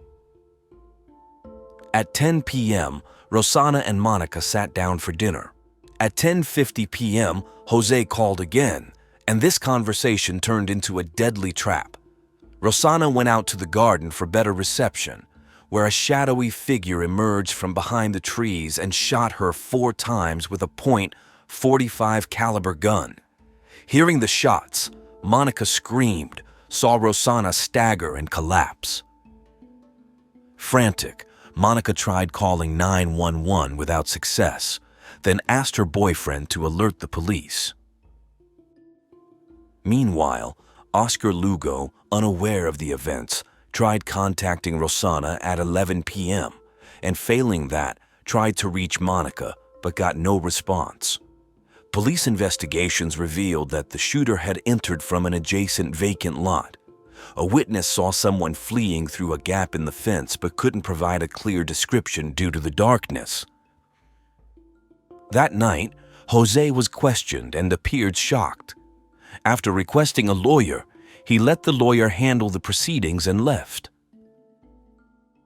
The next day, during further searches, a red sweater was found, which Rosanna's relatives believed belonged to Jose, making him the prime suspect in their eyes. The case grabbed media attention and shocked the country, becoming scandalous as Jose and his mother publicly claimed his innocence and talked bad about Rosanna, suggesting she had multiple lovers and those men should be investigated instead. After the incident, Daniel, the gardener, became reclusive, speaking to no one. On the night of Rosanna's funeral, Reynaldo noticed Jose nearby in a truck, watching from a distance without joining or expressing condolences. Jose's defense later targeted Monica, Rosanna's sister and the sole witness, raising doubts about her by questioning why there were no bloodstains on her clothes and why she ran for her phone instead of helping her sister. However, this theory was unsupported. The investigators argued the weapon was too heavy for a woman to manage. An important point raised by the detectives was that anyone familiar with the house would know Rosanna needed to go outside to get a cell signal, indicating significant premeditation in the crime. During the investigation, Rosanna's sons were cared for by their father and grandmother Elsa, while their grandmother Graciela could see them. However, Monica and Oscar were denied access, with Jose claiming serious safety concerns for his sons. Despite the legal restrictions, the children expressed a desire to see their Aunt Monica, leading Jose to occasionally allow visits. Monica used these opportunities to take them to a psychologist. Eventually, Graciela obtained visitation rights, though not guardianship. In an interview at the time, Jose alleged that Rosanna had 4 lovers, all with legal troubles. According to Jose, Rosanna was intimate with these men to uncover their secrets, which she then used to blackmail them for benefits. Meanwhile, after receiving threats, Oscar was made a protected witness in his sister's case, requiring him to wear a tracking bracelet and being assigned police protection. As 2007 was ending, the investigators had yet to find solid evidence to charge any of the suspects. However, a significant turn came a year after the murder when Jose was arrested in January 2008, charged with aggravated homicide due to their relationship, premeditation, and the involvement of 2 or more people. The preliminary hearings began on January 28, 2008. Reynaldo, Graciela, Monica, and Oscar testified about Jose's repeated threats, violent nature, and use of firearms for intimidation. The mother also presented the last text messages from her daughter to the prosecutor. After the hearing, Reynaldo expressed feeling a heavy burden but found relief in fulfilling his duty to his daughter's memory. The next day, Oscar Lugo, Rosanna's former boyfriend, testified against Jose, describing him similarly to the family's view. He mentioned Jose's attempts to tarnish his and Rosanna's reputations, adding that Rosanna believed Jose's claims of her having multiple lovers were a tactic to discredit her in their impending divorce. Jose's lawyer downplayed the allegations of Jose's emotional instability and aggression, suggesting they were echoing Rosanna's narrative. On February 7, 2008, a 12-hour investigative session took place, with Jose's mother traveling from the United States for her turn to testify. Meanwhile, a new search at El Remanso yielded no new evidence. By then, Rosanna's family suspected her mother-in-law's involvement in the plot.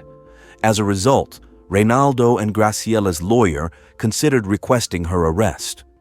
In defense, Jose and his mother's lawyer argued that Jose's mother had stated in her testimony that she bought houses for her grandchildren, believing the divorce settlement would not harm them. It was also added that it was untrue that Jose's mother and Rosanna had a bad relationship. The media continued to debate the circumstances of Rosanna's death and the notion that Jose orchestrated the murder, hinting at another perpetrator. Despite the suspicions, Jose was released on bail and took care of his children. Later, the court deemed the police protection for Oscar, Rosanna's brother who worked as a taxi driver, unnecessary. On the early morning of July 5, 2008, Oscar was attacked by two armed men. They beat and threatened him for an hour before abandoning him in a vacant lot, where he was found thanks to his protective witness tracking bracelet. Though not severely injured, he was deeply shaken.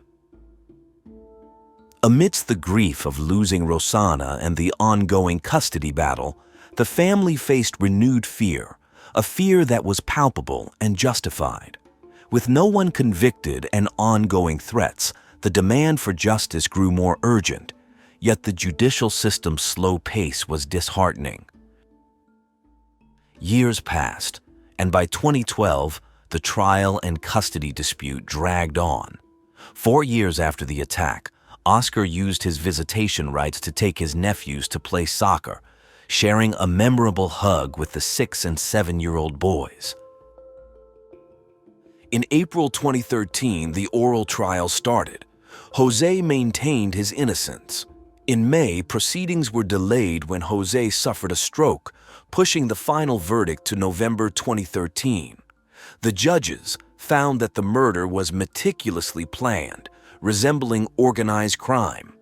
Jose and Elsa were implicated in choosing the time and place for the attack, knowing that a phone call would lure Rosanna outside, making her vulnerable. The court found financial motives behind the murder, as Jose did not want to split the marital assets. Jose and Elsa were sentenced to life imprisonment. The conviction was upheld by the higher court, highlighting Jose's threats, the domestic violence endured by Rosanna, and the dominant influence of his mother. The actual shooters were never identified. In 2015, Jose and Elsa received house arrest, Jose due to his health and Elsa due to her age, allowing the kids to live with them again. The media continued to cover the children's story for years, during which time Monica and Graciela had no contact with them. The boys shuffled between homes known to their father but strangers to Rosanna's family.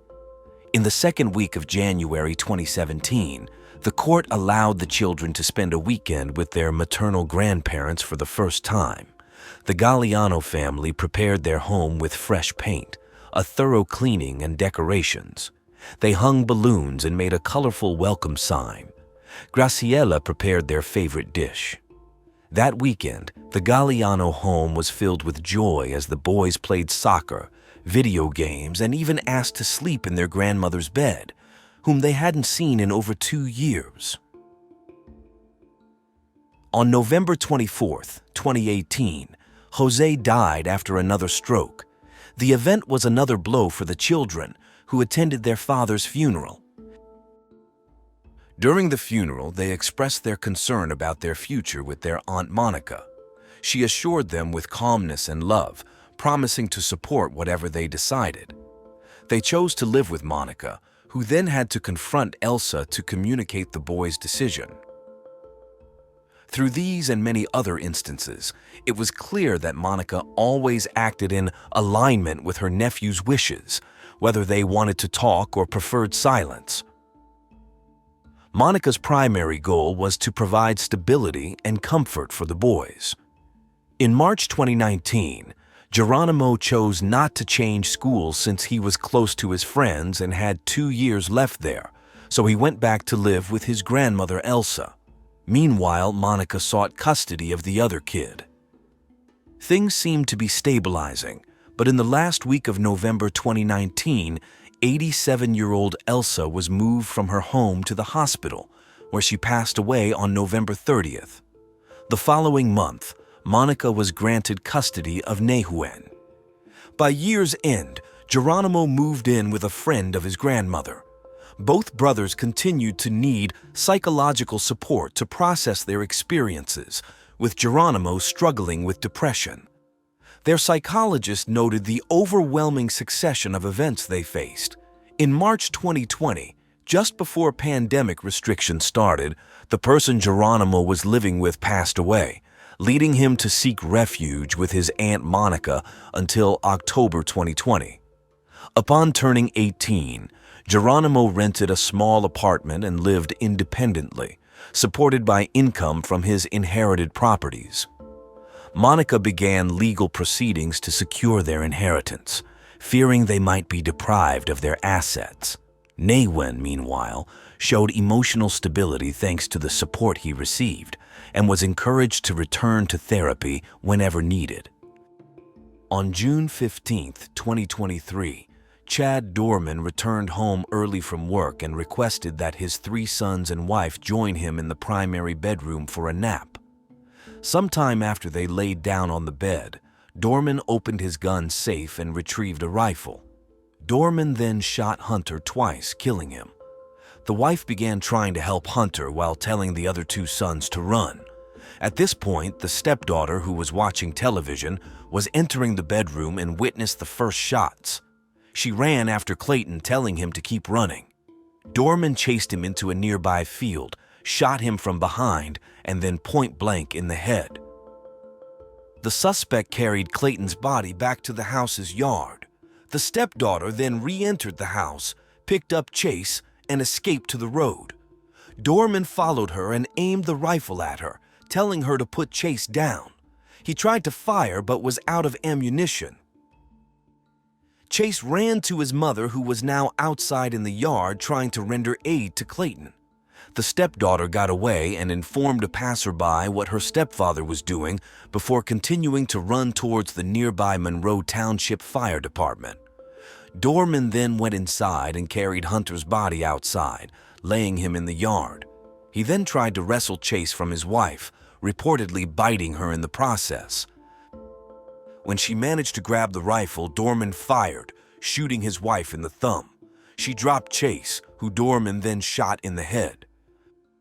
Dorman then laid Chase's body down next to his brother's and sat on the side stoop of the house, watching his wife try to resuscitate the boys until police arrived at 4:25 p.m. Chad Dorman was born in 1990 in Ohio, USA, and was the cherished only child of Kit and Gloria Doherman.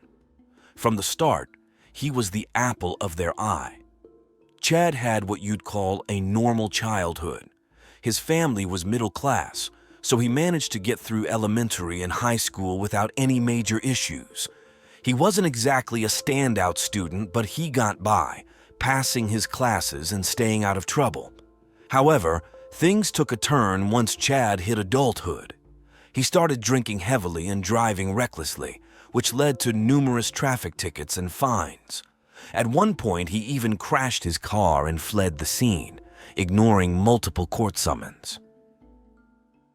The real wake-up call came in 2010 when Chad was accused of domestic violence against his own father. Despite the charges, his father refused to testify against him, not wanting to see his son in trouble, so the case was dismissed. But history repeated itself, as Chad faced another domestic violence accusation, this time from a partner. Like before, the case went nowhere because no one would support the charges, holding on to hope that Chad would change. And change he did, at least for a while, after meeting Laura. He fell head over heels for her, unfazed by her having a daughter, Alexis, from a previous marriage. Soon they started a life together, moving to a residential neighborhood in Monroe, Clermont County. The family grew with the arrival of 3 sons, Clayton, Hunter, and Chase. By early 2023, Chad was 32, Laura was 34, Alexis was 16, and the boys were 7, 4, and 3 years old, respectively. The Doermans settled nicely into their peaceful community.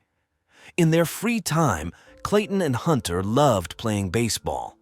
Their coach really liked them and always talked about how energetic and happy they were during practice. He described Hunter as a natural prankster and Clayton as the more serious one, always focused on getting the plays right and cheering on the team. Though both boys shared a love for sports, their other interests varied. Clayton enjoyed building with Lego, riding his go-kart, playing with his dog, and especially taking care of his younger brothers. Hunter, the more adventurous one, was often found playing in the yard, splashing in the creek, or bouncing on the trampoline, always showing lots of affection. Every day, he would tell his mom and sister how much he loved them. Even though Chase was very young, he had already shown a vivid imagination, spending most of his day pretending to be a superhero. The rest of the time, he was glued to Laura, sharing a special bond. The community often spoke of how close the Doorman family was, amazed by their strong connection and shared moments. Yet, behind closed doors, things were quite different. Neighbors frequently heard Chad yelling at Laura and the kids, with hardly a day passing without some outburst.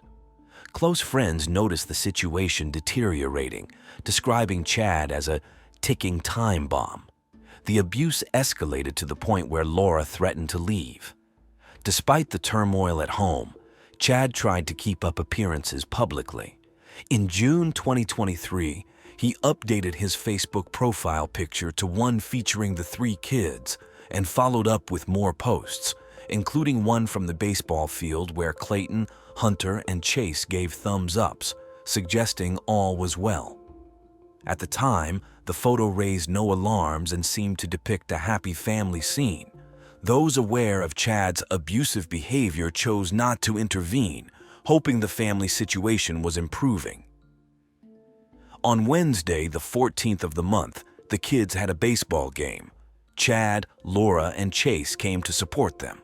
After the game, the head of New Richmond Sports Association noticed Chad interacting with the kids, instructing them to get into their car seats, seemingly caring and responsible, which left no suspicion about his true nature. Unbeknownst to everyone, that would be the last time the children were seen alive. The next day, Chad came home early from work, asked his wife and children to join him in the master bedroom for a nap. While the rest of the family was sleeping in the master bedroom, Chad's 12-year-old stepdaughter was watching television in the family room. Once they were all asleep, Chad opened his nightstand drawer, revealing a safe from which he retrieved a rifle. He woke the 3 children and lined them up with Hunter in front. What followed was a horrifying tragedy. Doorman shot Hunter twice, killing him. Laura was awakened by the noise and started screaming in horror. She rushed to Hunter's side and urged her other 2 sons to run. Meanwhile, Alexis, in the next room watching TV, heard the gunshots and ran into the bedroom. She saw her father chasing Clayton and started running after them. The boy raced to a nearby field, but despite his speed, Chad caught up with him, treating it like a hunt. He then shot the boy as he ran, causing him to fall and allowing more time to shoot him again at close range. He then carried the lifeless body back to the house. After witnessing this, Alexis rushed inside to grab Chase, hoping to save him. Her plan was to head for the nearest road, but they never made it out of the house because Chad caught up again. He told Alexis to put down Chase, but she refused. Chad tried to shoot, but the gun clicked empty, out of bullets. Just then, Laura appeared in the yard, trying desperately to revive Clayton, but to no avail. Alexis put Chase down, telling him to run to their mother, saying she would go for help. The little boy ran to Laura's arms for safety. Meanwhile, Chad went back inside to reload his gun and came back to grab his son Hunter. After leaving Hunter in the yard, he tried to snatch Chase from Laura. They struggled, and Chad bit Laura's hand before shooting her in the same spot. She dropped Chase, and Chad took him. He then shot the boy in the head. Satisfied with his actions, Chad placed Chase beside his brothers and sat on the side porch, sinisterly watching as his wife tried in vain to revive the children. It was 4:14 p.m. when Laura realized there was nothing more she could do. She called the police, hysterically screaming that she had lost her babies. The father had fired 9 shots. One boy was shot once. The other 2 were each shot 4 times. Meanwhile, Alexis was running towards the Monroe fire station, screaming for help. A neighbor driving by stopped to ask what had happened. Alexis told her that her stepfather had killed everyone at home. The neighbor offered to take her in the car, but Alexis refused, saying she couldn't leave her family behind, and continued running towards the fire station. The neighbor parked and called the police, recounting Alexis's story. When asked if she could check on the house, she said she didn't want to get close, fearing she might be shot too. 911, where's your emergency? There's a girl running down the street saying that her stepfather is killing everyone in her family. It's on the corner of where there's a body shop and the fire department. Do you know what road this is? Okay, what's your name? Get into the fire department. What's your name?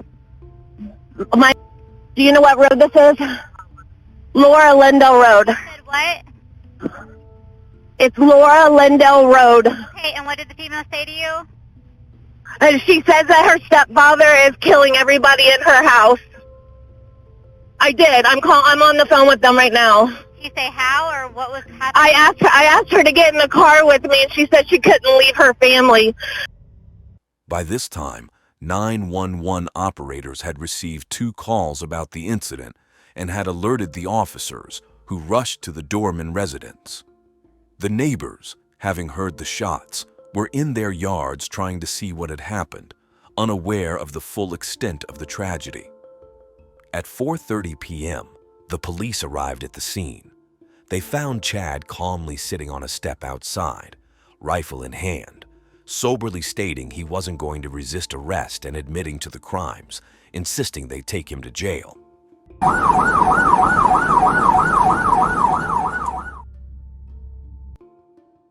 In this gripping footage from the police body camera, we witness the moment law enforcement apprehends Chad Dorman. The scene unfolds with palpable tension as officers approach, capturing the crucial interaction that led to his arrest. Despite the calm exterior he presents, the gravity of the situation is evident.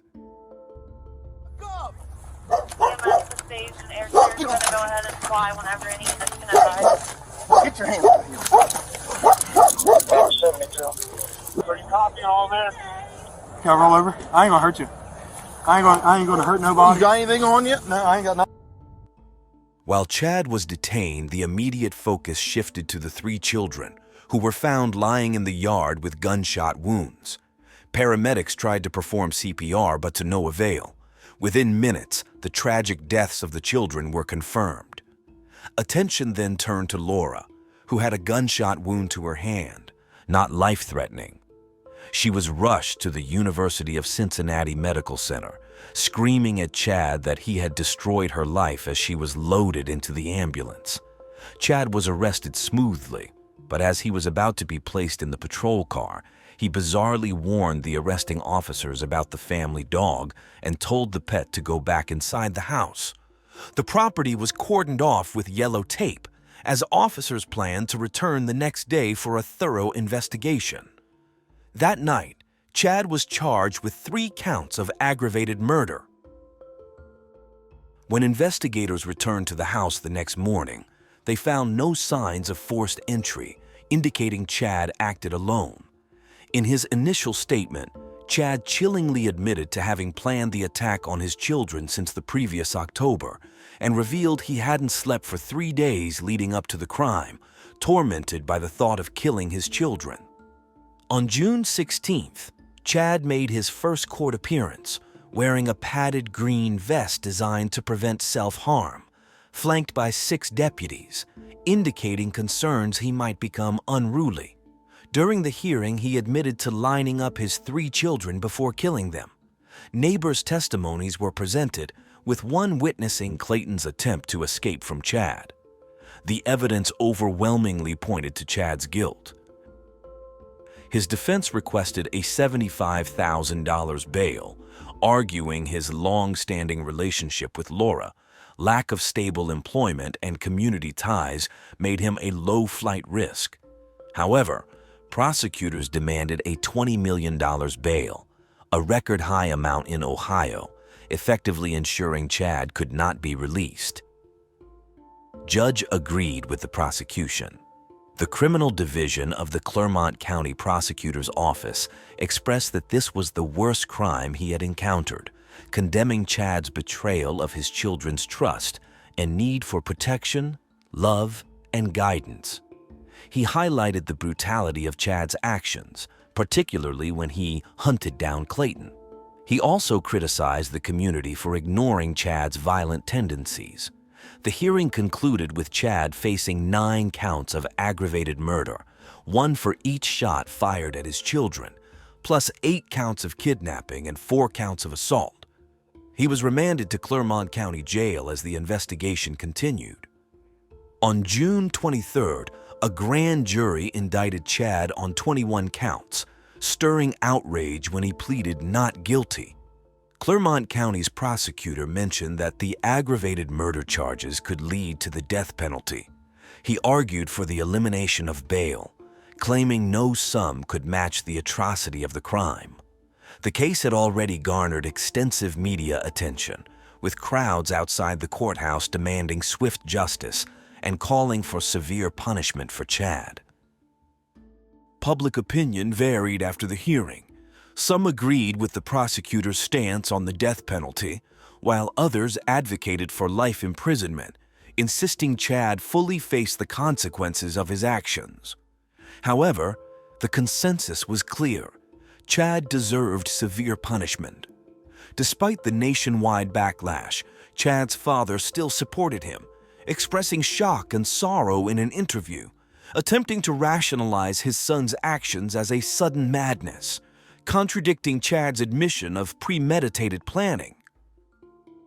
In contrast, Laura and her family grappled with the fallout. Alexis needed psychological support due to the trauma, and Rachel, the children's aunt, initiated a GoFundMe campaign to cover funeral expenses. She expressed that while the trial might convict Chad, it wouldn't mend their broken hearts, leaving them only memories of the joyful children they once had. On June 25th, the New Richmond Sports Association held a vigil at the baseball field, selling T-shirts to aid Laura's family. Community members visited the Doberman home, leaving toys, candles, and flowers in tribute to the children. A service was held on June 26th at the First Baptist Church for the kids. Laura asked everyone to wear bright, colorful clothes to remember her sons happily. But even with the cheerful colors, you could feel the deep sadness, especially with their friends who just couldn't make sense of the terrible event. During the service, the coach spoke, emphasizing the irreplaceable time spent with the boys and cherishing every moment shared with them. On September 22nd, a pre-trial hearing for Chase was held, setting the trial date for July 8, 2024, expected to last until August 12th of the same year. It was decided that Chase would remain in custody at the Clermont County Jail with his bail set at $20 million. To this day, the motive behind the crime remains a mystery. No one knows what truly drove Chad to kill his 3 children. Some media suggest he might have been seeking revenge against Laura, who planned to leave him due to his violent behavior towards her and the children. However, Chad has not addressed this theory and continues to withhold cooperation with the investigation. In February 2024, during a court session, Chad Dorman's lawyers requested the judge to dismiss the statements Chad made during his questioning due to certain legal problems and violations.